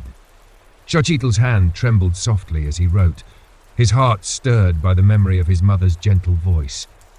The tale of Nohuetzin was not one of grand deeds or heroic battles, but of a quiet, enduring love, a love that asked for nothing, gave without seeking, and remained unseen yet ever present. Perhaps, he thought, this was why the Mexica honored even those whose names were lost. For in remembering the forgotten, they wove themselves into the endless tapestry of life, a tapestry where every soul, sung or unsung, known or unknown, held its sacred place. In the great feast days, the city became a living altar. Streets blossomed with marigolds, homes filled with the scent of copal incense. Families gathered around altars adorned with food, drinks, and offerings for their beloved dead. Yet beyond the familiar faces and cherished names, offerings were also placed upon the great communal altars. Altars for the nameless travelers, the silent ones whose stories had faded with the passage of time. And it was said that on those nights, the air shimmered with unseen footsteps, the soft laughter of spirits welcomed home. The dead, known and unknown, walked among the living, not as shadows of sorrow, but as cherished guests, embraced with joy and song. Xochitl smiled softly, his heart warmed by the quiet wisdom woven through the fabric of his people's traditions. In honoring the forgotten, the Mexica honored themselves. They affirmed that no soul passed through this world unnoticed, that every heart left its echo, however faint, upon the living world. He placed down his stylus, the soft hush of the night pressing gently against the walls of his chamber. Beyond his window, he could hear the distant murmur of the city settling into sleep, a gentle tide of breaths shared beneath the watchful gaze of the moon. And in that tender stillness, he whispered a quiet prayer, not for those he had known, but for those he never would. For the nameless, the silent, the forgotten souls who walk the unseen paths beyond the veil. For in their memory, the heart of a people found its truest strength, and in their honor, life itself became a sacred endless thread woven gently across the ages.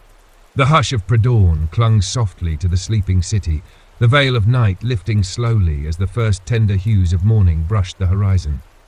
In his chamber, Xochitl sat wrapped in the quiet embrace of those early hours when the world itself seemed to hold its breath.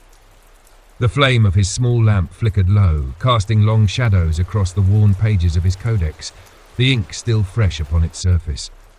Though sleep had drifted far from him, his heart rested in a rare, gentle peace, a calm born not of answers found, but of questions embraced with open hands.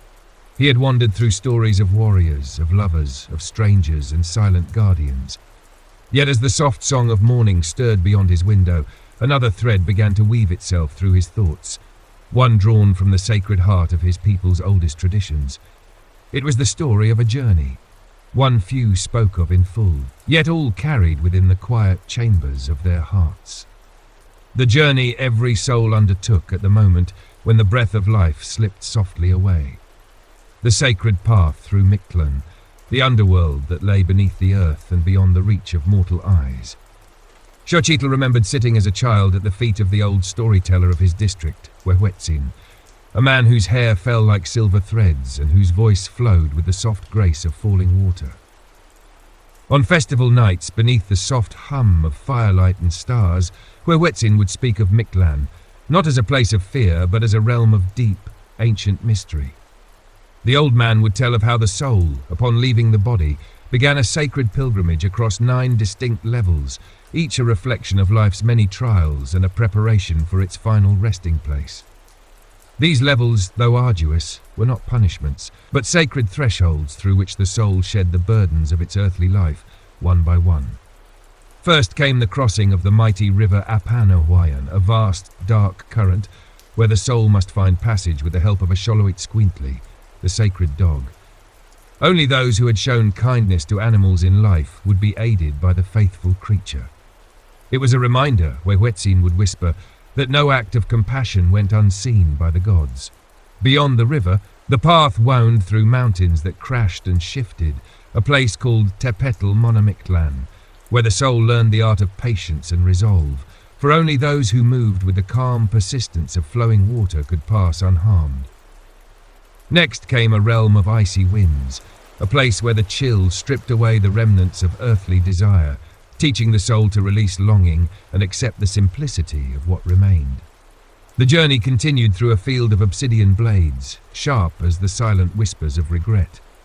Here, the soul shed its pride and sharpened its essence with humility, for only in humility could it pass without harm.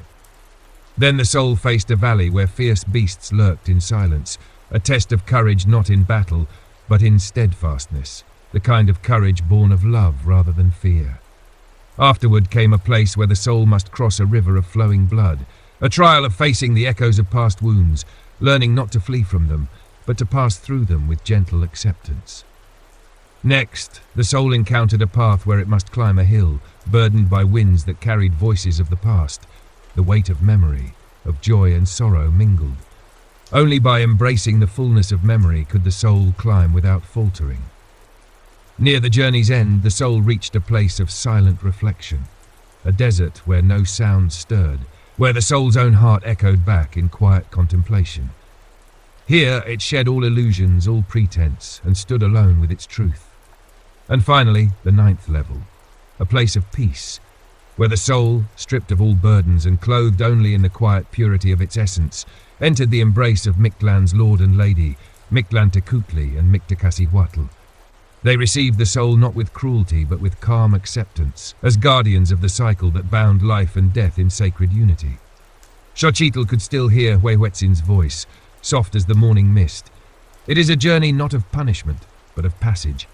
The soul returns to the heart of the world, carrying with it the quiet wisdom of life's sacred dance. In this sacred vision, Xochitl saw not a dark underworld, but a mirror of life itself, a reflection of every joy, every sorrow, every silent trial that shaped the heart.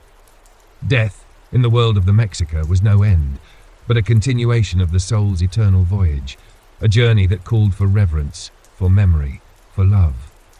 He dipped his stylus once more, tracing the story onto his codex with soft, steady strokes. The ink flowed like the quiet rivers of the underworld, winding its way across the page with gentle purpose. In his heart, he felt the soft echo of every soul who had walked that sacred path. Warriors and mothers, healers and weavers, fishermen and children, each a traveller on the great journey home. And with them walked the living, their hearts bound by unseen threads of memory, love and honor. The first light of dawn slipped gently through his window, casting a soft glow upon the waiting pages. And in that tender light Xochitl whispered a silent prayer, not of fear nor of sorrow, but of quiet gratitude for the sacred journey that bound every heart, living and dead, in the endless, gentle embrace of the world's silent song. The first golden shafts of sunlight crept softly across the quiet canals, casting the waters in a delicate shimmer that danced like a living tapestry of light and shadow.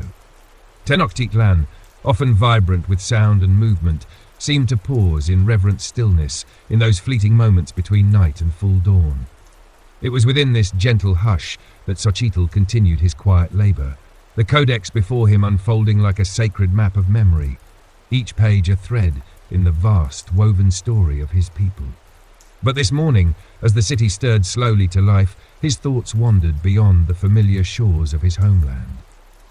For in the sacred stories whispered through generations, there lived not only the voices of the Mexica, but also echoes of ancient peoples who came before, the Tolteca, the Olmeca, the wise keepers of the earth's early wisdom. It was said that the Tolteca, artists of stone and song, understood the fleeting nature of life better than most. They built not for eternity, but for the heart's remembrance. Their artisans shaped figures not of grandeur, but of serene, quiet beauty, faces soft with a wisdom that spoke beyond the grave. And among their most cherished beliefs was the gentle understanding that life, like art, was precious because it could not last forever. Xochitl remembered a story told by his grandfather, an elder whose eyes held the quiet depths of rain-soaked earth. He spoke once of a Tolteca sculptor named Toctli, a man whose hands carved stone with a grace that seemed born from dreams. Yet for all his skill, Toctli's heart carried a sorrow no chisel could ever carve away. Toctli had loved a woman named Yaotl, a singer whose voice was said to soften even the hardest of hearts. Their love grew as quietly as dawn's first light, deepening with each passing season. Yet as the cycles of the earth turned, Yaotl fell ill with a wasting sickness, her voice fading like the last notes of a song carried away by the wind. When she passed beyond the veil, Toctli did not cry aloud nor rage against the gods. Instead, he withdrew to a quiet cave at the edge of the city, bringing with him only his tools, his heart, and a single stone, a smooth, unmarked slab of obsidian. Day by day, with hands patient and steady, Toctli carved. But he did not shape Yaotl's face in life, nor did he craft her beauty as others remembered. He carved her smile, soft, gentle, eternal. A simple, quiet smile that spoke of joy, of love, of a peace that could never fade. When the work was done, he placed the sculpture upon a stone altar and adorned it not with gold but with wildflowers gathered from the hills where they once walked hand in hand. The villagers came to see his work, expecting a grand monument of grief. Instead, they found a simple, serene figure, its soft smile a reflection of quiet remembrance. And in that stillness, their hearts softened, their eyes opened. They saw that love, when remembered with joy, did not wound but healed. Toctli never carved again. Yet every year, on the day of Yaotl's passing, he returned to the altar, placing fresh flowers by the stone's feet. And the villagers, in silent homage, began to bring their own offerings, not out of pity, but out of a newfound reverence for the gentle art of remembering with love.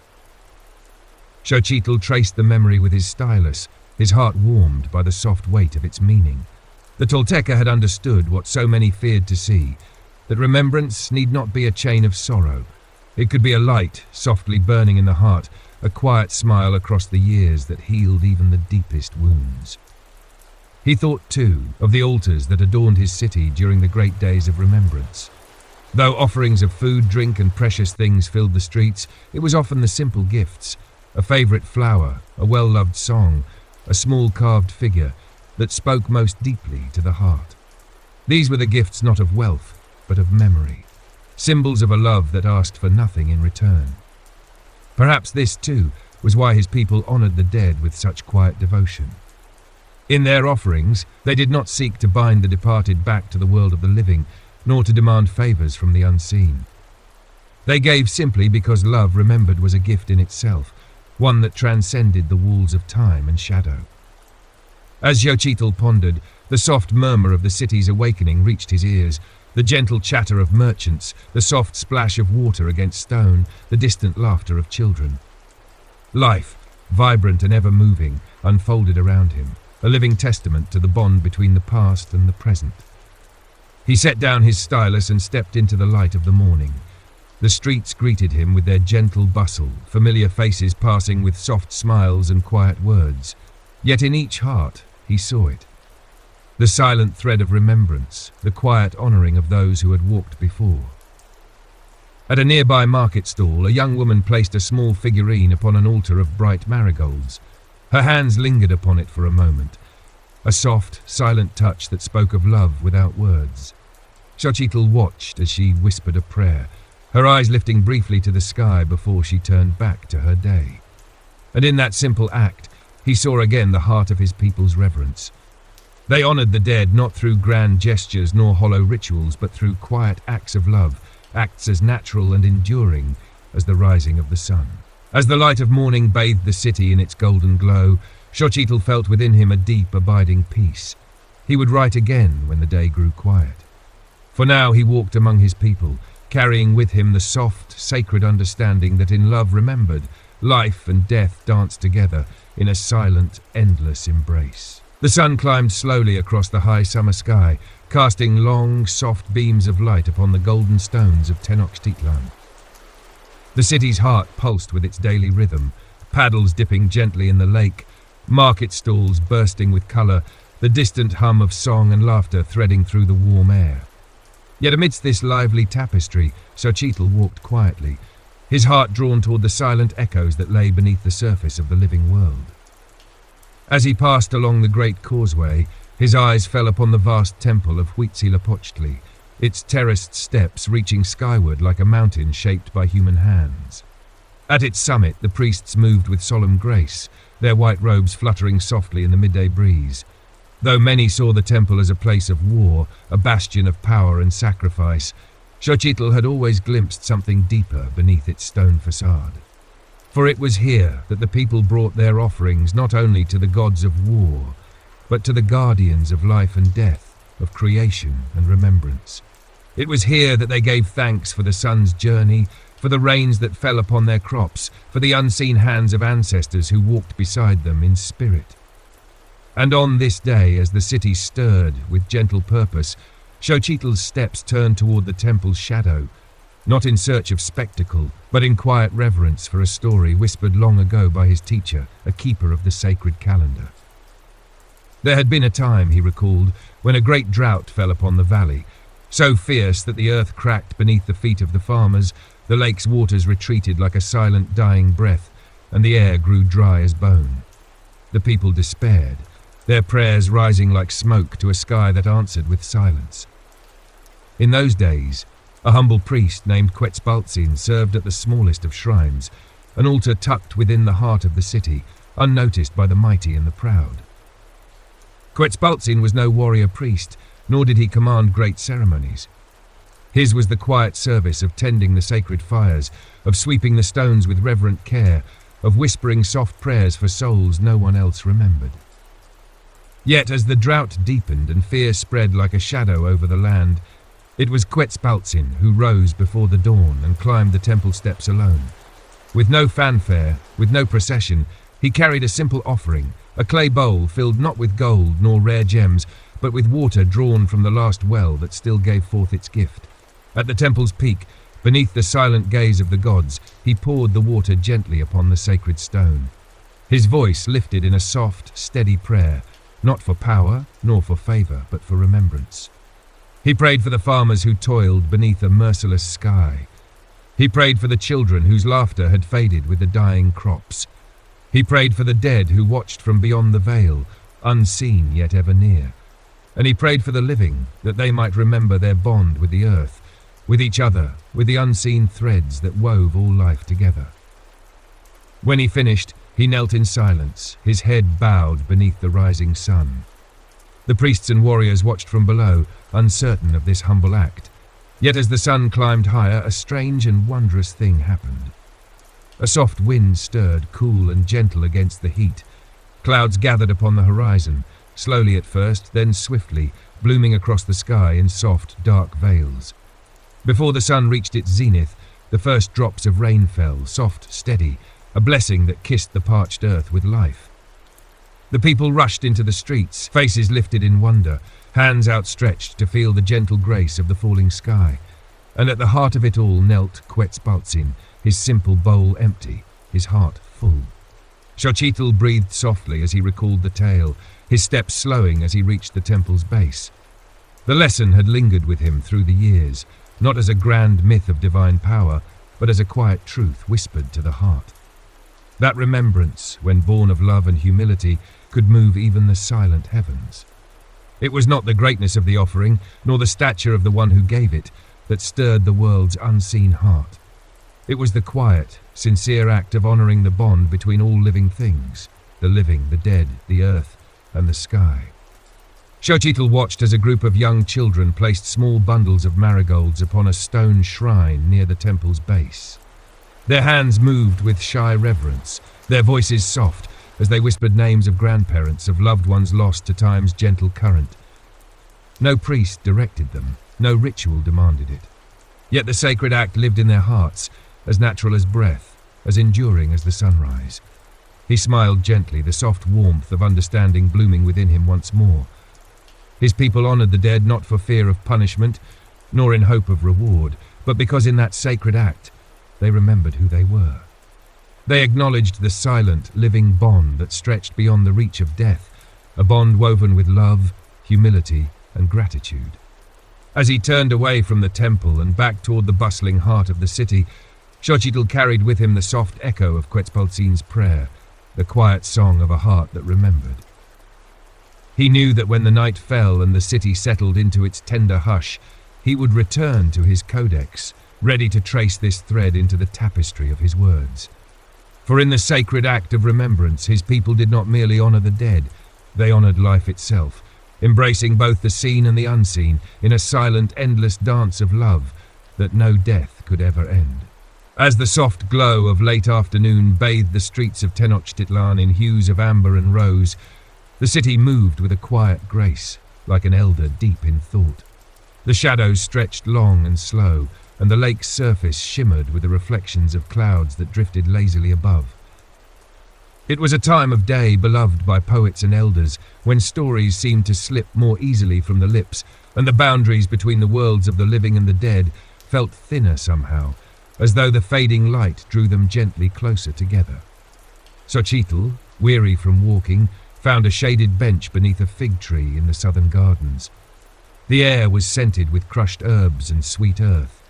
Around him, families sat in small clusters, some speaking in hushed tones, others simply resting in one another's company. Laughter mingled with birdsong, and children played beside the great flower-lined paths, their voices rising and falling like a soft lullaby.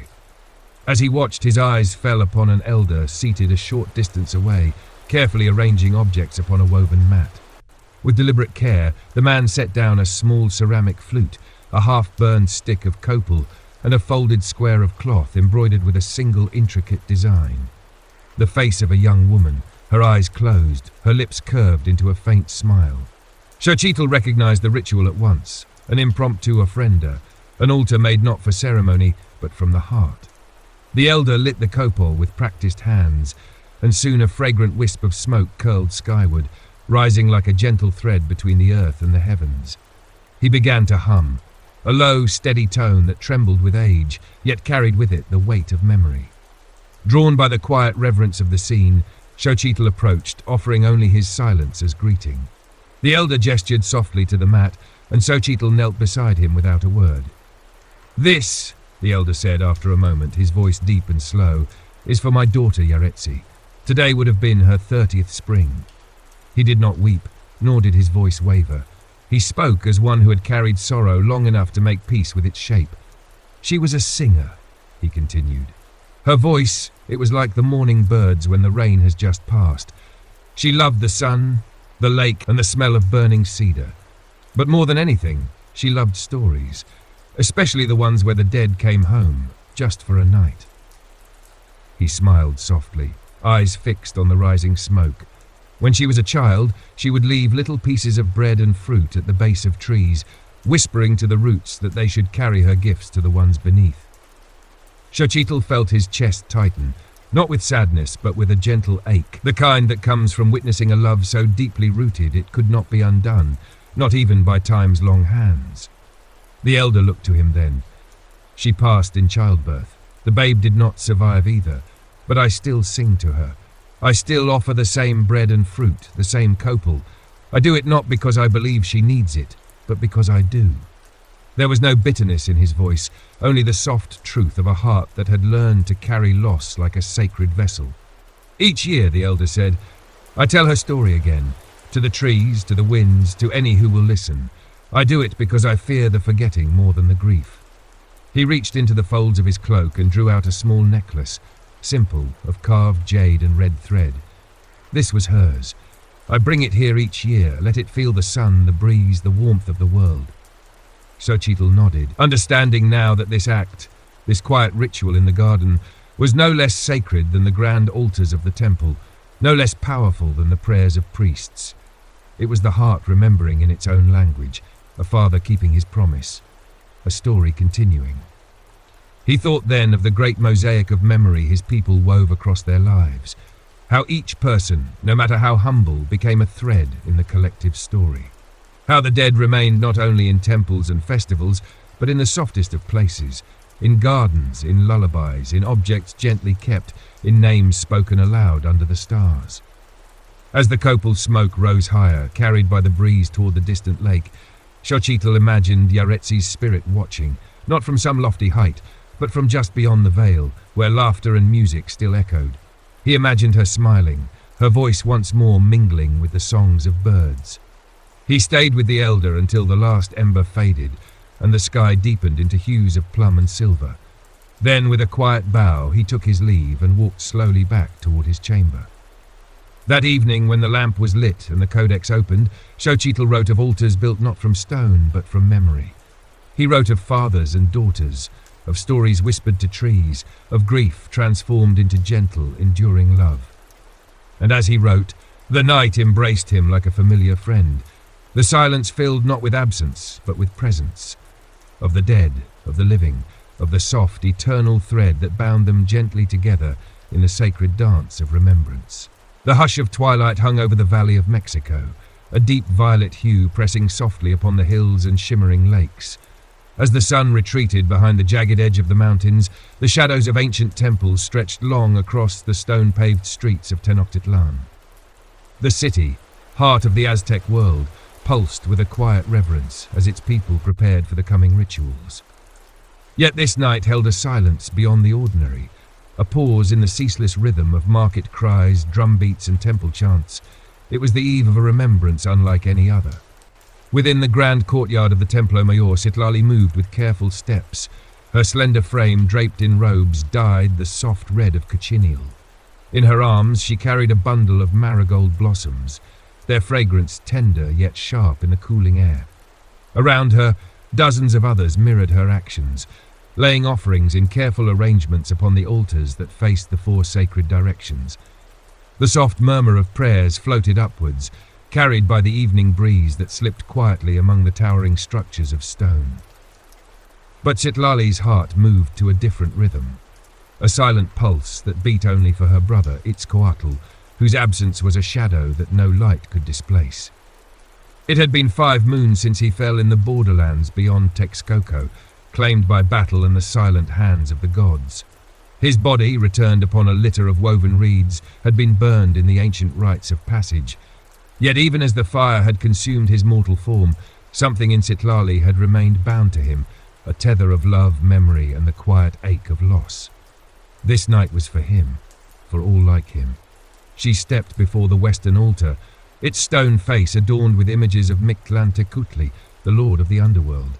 His grinning skull visage stared back at her, unblinking, unyielding, a reminder of the path all souls must tread. Citlali laid her marigolds gently at the altar's base, whispering a prayer not of sorrow but of safe passage and remembrance.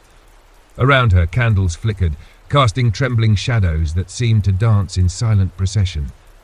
The air quivered with the low hum of drums, soft, measured, like a heartbeat heard beneath the earth. The temple priests, their faces marked with ash and ochre, began the slow intonation of ancient chants. Each word fell like a stone into the stillness, rippling across the gathering crowd. The people listened, not with ears alone, but with hearts attuned to the sacred echoes of their ancestors. Among them stood elders who remembered the old ways, who spoke of how the Aztecs did not merely mourn their dead, but honored them as living parts of the world's eternal breath. Death was not a severing, they taught, but a continuation, a sacred journey through realms unseen, where the spirits of ancestors watched, guided, and sometimes returned to whisper through dreams. Citlali closed her eyes, letting the sound of the drums and chants weave around her like a gentle shroud. Her thoughts drifted to the stories her grandmother once told by the hearth, voice soft as woven cotton. The dead, she had said, were never truly gone. They lived in the wind that stirred the leaves, in the waters that nourished the maize, in the flames that warmed the home. They were stars that whispered in the dark, silent witnesses to the living. As the night deepened, a procession formed, a slow-moving river of souls carrying candles, flowers, and tokens of memory. Citlali joined them, her feet tracing the ancient stone paths that wound through the heart of Tenochtitlan. The soft shuffle of sandals against stone, the low murmur of voices, and the faint scent of copal smoke mingled in a quiet symphony of remembrance. They moved past homes where families had set altars of their own, humble offerings of maize cakes, sweet tamales, and carved figurines. Tiny flames danced upon each household shrine, casting a golden glow that seemed to soften the edges of the world. At some doorways, elders told stories of the departed, their voices weaving a tapestry of memory that hung in the night air, unseen but deeply felt. Citlali listened as one elder spoke of his wife, lost in childbirth many years before. His voice trembled not with grief but with the quiet joy of memory, a gentle recounting of her laughter, her kindness, the way she sang to the moon on quiet nights. Others shared tales of brothers, daughters, fathers, and friends, each story a thread in the great woven cloth of their people's soul. The procession wound toward the great causeway that reached out across the lake, a silver ribbon beneath the moonlight. The water lay still, a silent mirror reflecting the flickering flames they carried. Here the people stopped, forming a great circle upon the stones. Priests moved among them, sprinkling fragrant water and casting handfuls of petals into the air, a gentle rain of colour that fell like a blessing upon their heads. One priest, tall and robed in black and gold, stepped into the centre.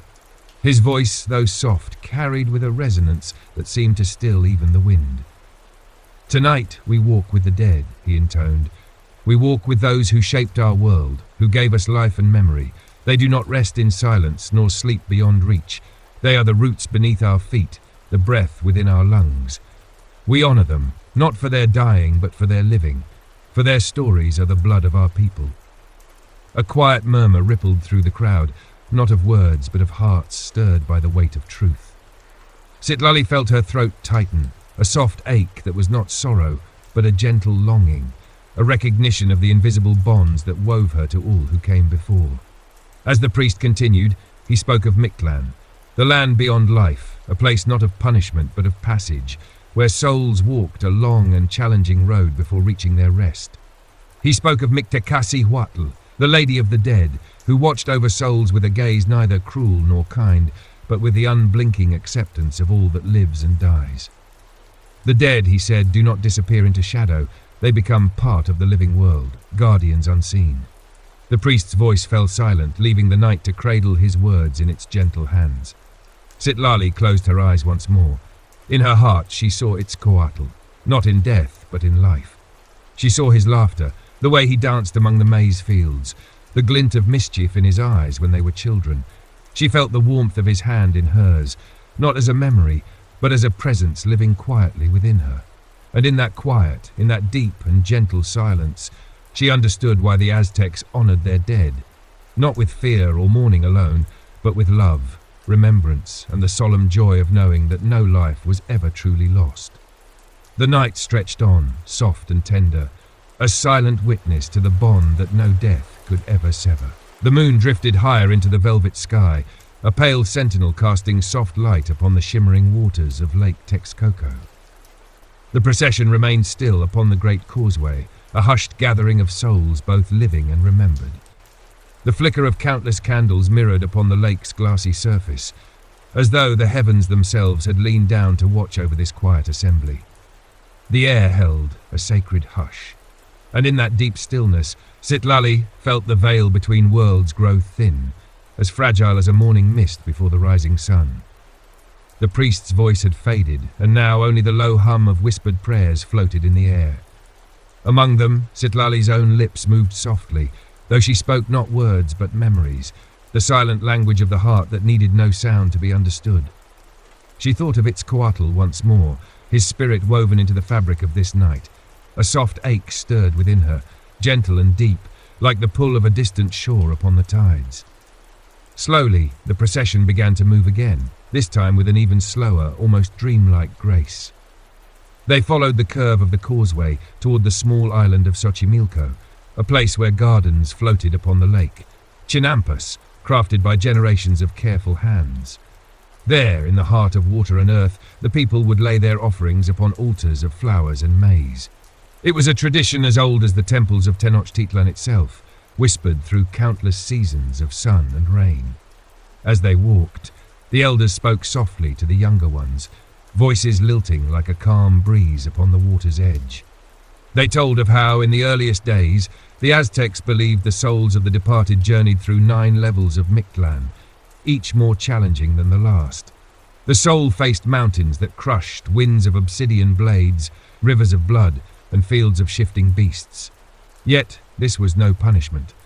It was a sacred trial, a passage of honor, proving the soul's resilience, its right to rest beyond pain and fear. Citlali listened as an elder near her spoke to a small child clutching a single marigold bloom. "You see, little one," the elder said with a voice soft as old leather, "when we honor the dead, we do not hold them in sorrow. We walk with them as they walk with us. The flowers we carry, the songs we sing, they are like a bridge. The souls cross that bridge to visit, to remember, to remind us that they are still with us, that they always have been." The child nodded solemnly, holding the flower close to her heart, and in that quiet gesture Citlali saw a reflection of her own heart, a thread of understanding woven gently into her spirit. The path narrowed as the chinampas came into view, floating gardens, lush with the green of maize and the golden faces of sunflowers. Wooden boats, decorated with garlands of bright blossoms, drifted silently along the canals, bearing more candles, more offerings, more whispers of remembrance. The water lapped softly against their sides, a gentle rhythmic song that seemed to cradle the entire night in its embrace. Citlali stepped onto the soft earth of a chinampa, her sandals pressing lightly into the damp ground. Around her, others did the same, forming quiet circles upon the floating gardens. Here they laid their offerings, woven mats adorned with food, drink, tokens of love. Clay figures shaped like animals and deities, bundles of incense, tiny trinkets once belonging to the departed. Each item placed with care, each gesture a silent echo of memory. And then the singing began. It started with a single voice, a soft, almost trembling note that rose gently into the air. Then another joined, and another, until the night hummed with a quiet chorus. The melody was simple, old as the stones of the temples, a song of the earth and sky, of life and death entwined like roots beneath the soil. The voices rose and fell in a gentle rhythm, like the turning of the stars, like the ebb and flow of the lake's quiet tide. Citlali sang too, her voice a soft thread in the woven tapestry of sound. She sang not of sorrow, nor of longing, but of love. A song for Itzcoatl, for her ancestors, for the countless souls who walked the road of Mictlan and beyond. In that song there was no fear, only remembrance, deep and vast as the lake that cradled their city. As the last notes faded into the night, a hush fell once more. The people stood still, eyes closed, hearts open. In that sacred silence the wind stirred, a soft, cool breeze that kissed their faces and ruffled the petals of the marigolds. Some said it was the breath of the ancestors, a silent blessing bestowed upon their children.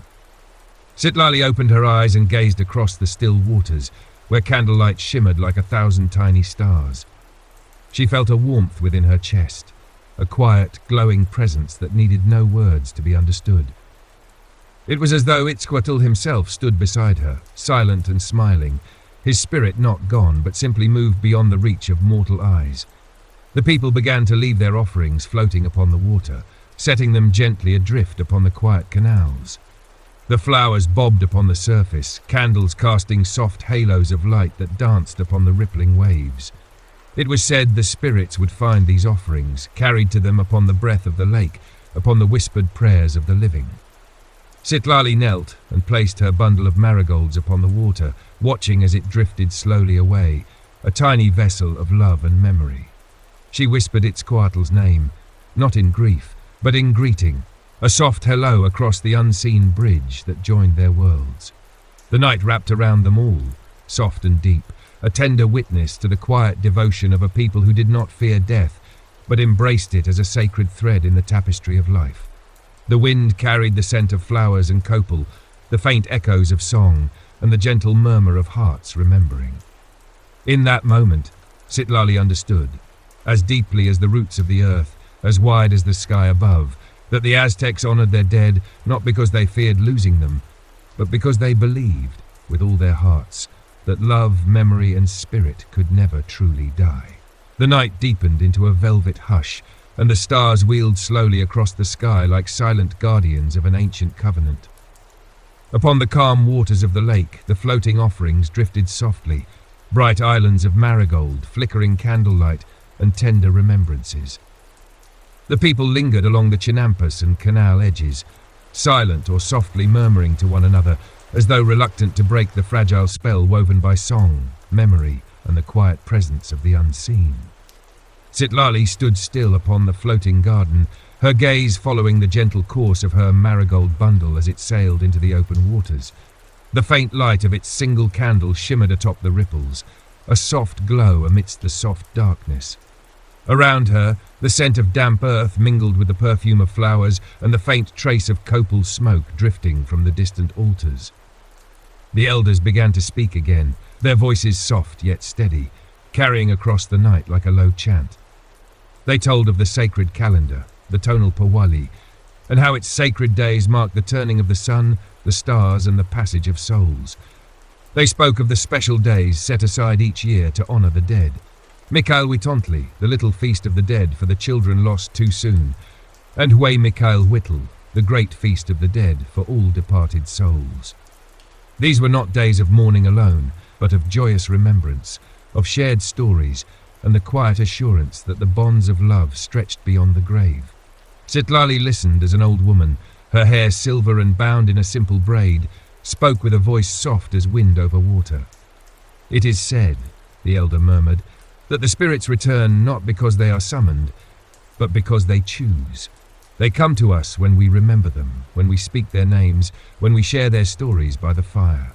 In this way, they live again, not in shadow, but in light. They are the roots of our hearts, the quiet hands that guide our steps." Another voice joined, an old man whose face bore the lines of many seasons. "We do not light candles for their sake alone, but for ours. The light reminds us that darkness is never complete. Even in the shadow of death there is warmth, there is memory, there is love." These words sank deep into Citlali's heart, wrapping around her like a woven cloak of comfort. She thought of the times she had spoken Itzcoatl's name aloud in moments of quiet, on mornings when the sun rose soft upon the fields, or on nights when the wind whispered against the stone walls of her home. In those moments she had felt him near, not as a ghost or a fading echo, but as something quiet and constant, a part of her own spirit. The procession began to stir, the people slowly gathering their things, some kneeling to offer a last prayer, others exchanging soft words or embraces. The soft crackle of burning copal mixed with the rustle of garments and the gentle lapping of water. Yet no one hurried.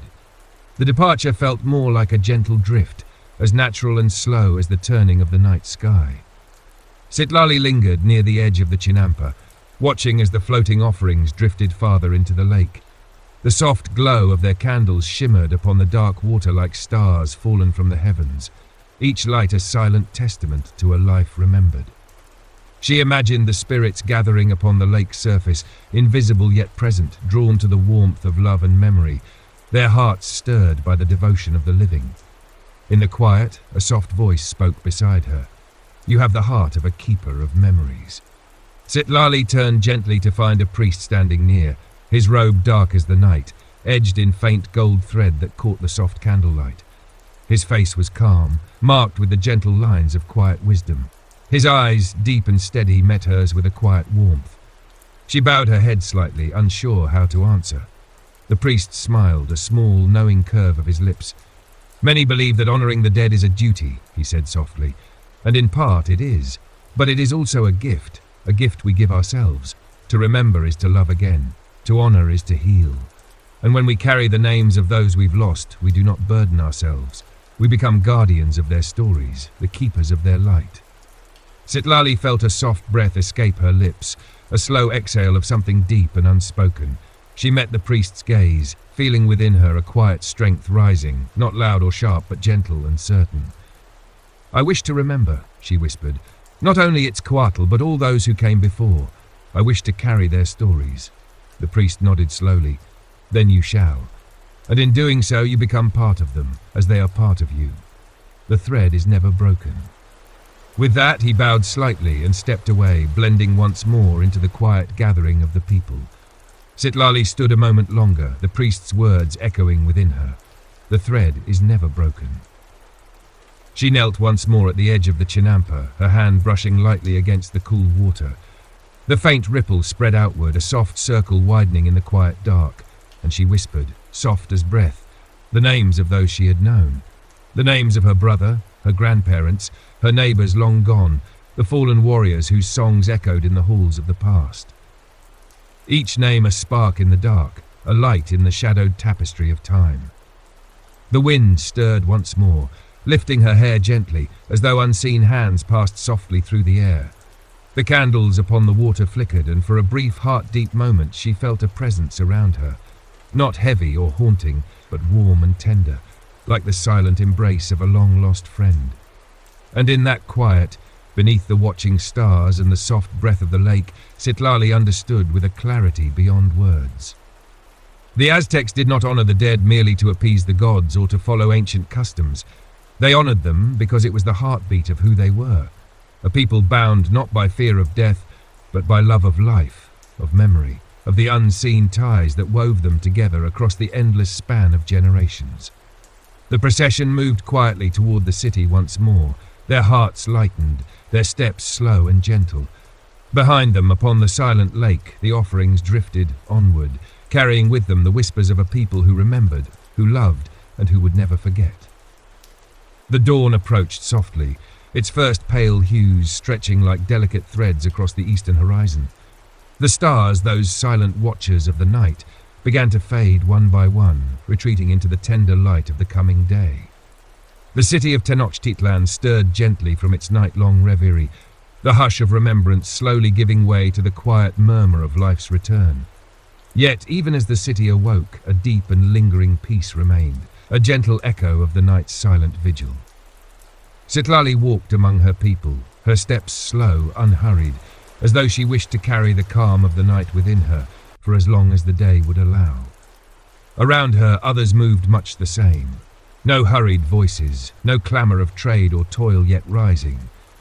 It was as if the city itself honoured the hush that followed the sacred remembrance, giving space for the hearts of its people to settle, to hold close the quiet flame of memory before the sun rose fully upon their world.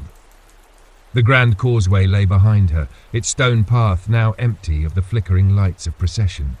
But upon the water, far beyond the reach of land, the offerings still drifted.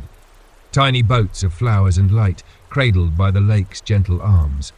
They sailed ever onward, silent messengers to the unseen, carrying with them the whispered prayers, the soft songs, the tender remembrances of a people whose love stretched beyond the veil of life and death. Sitlali's heart swelled softly, not with sorrow, but with a strange, gentle strength. She felt, within the quiet spaces of her spirit, the presence of Itzcoatl, not as a memory bound to the past, but as a living thread woven into her present, her every breath and step. The pain of his absence had not vanished, yet it no longer weighed upon her like a stone. Instead, it was a soft ache, a tender reminder of love that time and death could not sever. As she moved through the streets, she passed doorways adorned with garlands of marigold and small altars where candles still flickered in the soft morning breeze. Families gathered at these thresholds, sharing quiet words, laughter, and stories of those who had gone before. The young listened with wide, solemn eyes. The old spoke with voices gentle and sure. In every word shared, every name spoken, the dead lived again, not in shadow, but in the warm embrace of the living heart. The markets remained silent for a little while longer, traders and craftsmen moving with a soft reverence as they prepared their wares. Even the birds, perched upon the rooftops and temple stones, sang with a quiet joy, their morning songs weaving through the soft air like threads of gold. The city breathed as one, a great heart pulsing gently beneath the first touch of the sun. Citlali found herself drawn once more to the Templo Mayor, its towering form bathed now in the soft amber glow of dawn. The grand steps stood empty, save for a few priests who tended the fading embers of the sacred fires. She ascended slowly, her hand brushing lightly against the cool stone worn smooth by countless footsteps over countless years. At the summit she paused, looking out over the waking city, the canals glinting like silver ribbons, the distant hills veiled in the soft mist of morning. She closed her eyes and breathed deeply, letting the scent of earth, water, and distant copal fill her senses. In the quiet of that high place, her heart spoke softly to her, an understanding beyond words, woven from the threads of the night's remembrance, the gentle wisdom of the elders, the whispered songs of her people. To honor the dead was not a single night's devotion. It was a way of being, a quiet reverence that touched every part of life. In each act of kindness, in each story shared, in the simple courage of living with love and memory, the Aztecs honored those who had gone before. The remembrance of the dead was the remembrance of life itself, a sacred circle that never broke, never ended. As the sun rose fully, casting its warm light upon the great temple and the city beyond, Citlali opened her eyes. She did not speak, for there were no words needed. She felt Itzcoatl's presence in the soft wind that kissed her face, in the warmth of the stone beneath her hand, in the gentle hum of life awakening all around her. And in that deep, quiet knowing, she felt herself part of something vast, eternal, and infinitely tender. She descended the temple steps with slow grace, joining the soft flow of life that now moved gently through the streets of Tenochtitlan. The city's heart beat strong and sure, its people woven together by love, memory, and the sacred bond of remembrance. And within that living tapestry, the dead walked quietly among them, not as shadows, but as silent guardians of their people's soul. The sun lifted higher, its golden light spilling gently over the lake, the temples, the homes, and the quiet hearts of those who walked beneath its gaze. Life, like the silent drift of the offerings upon the water, moved ever forward, gentle, steadfast, and cradled in the eternal embrace of memory and love.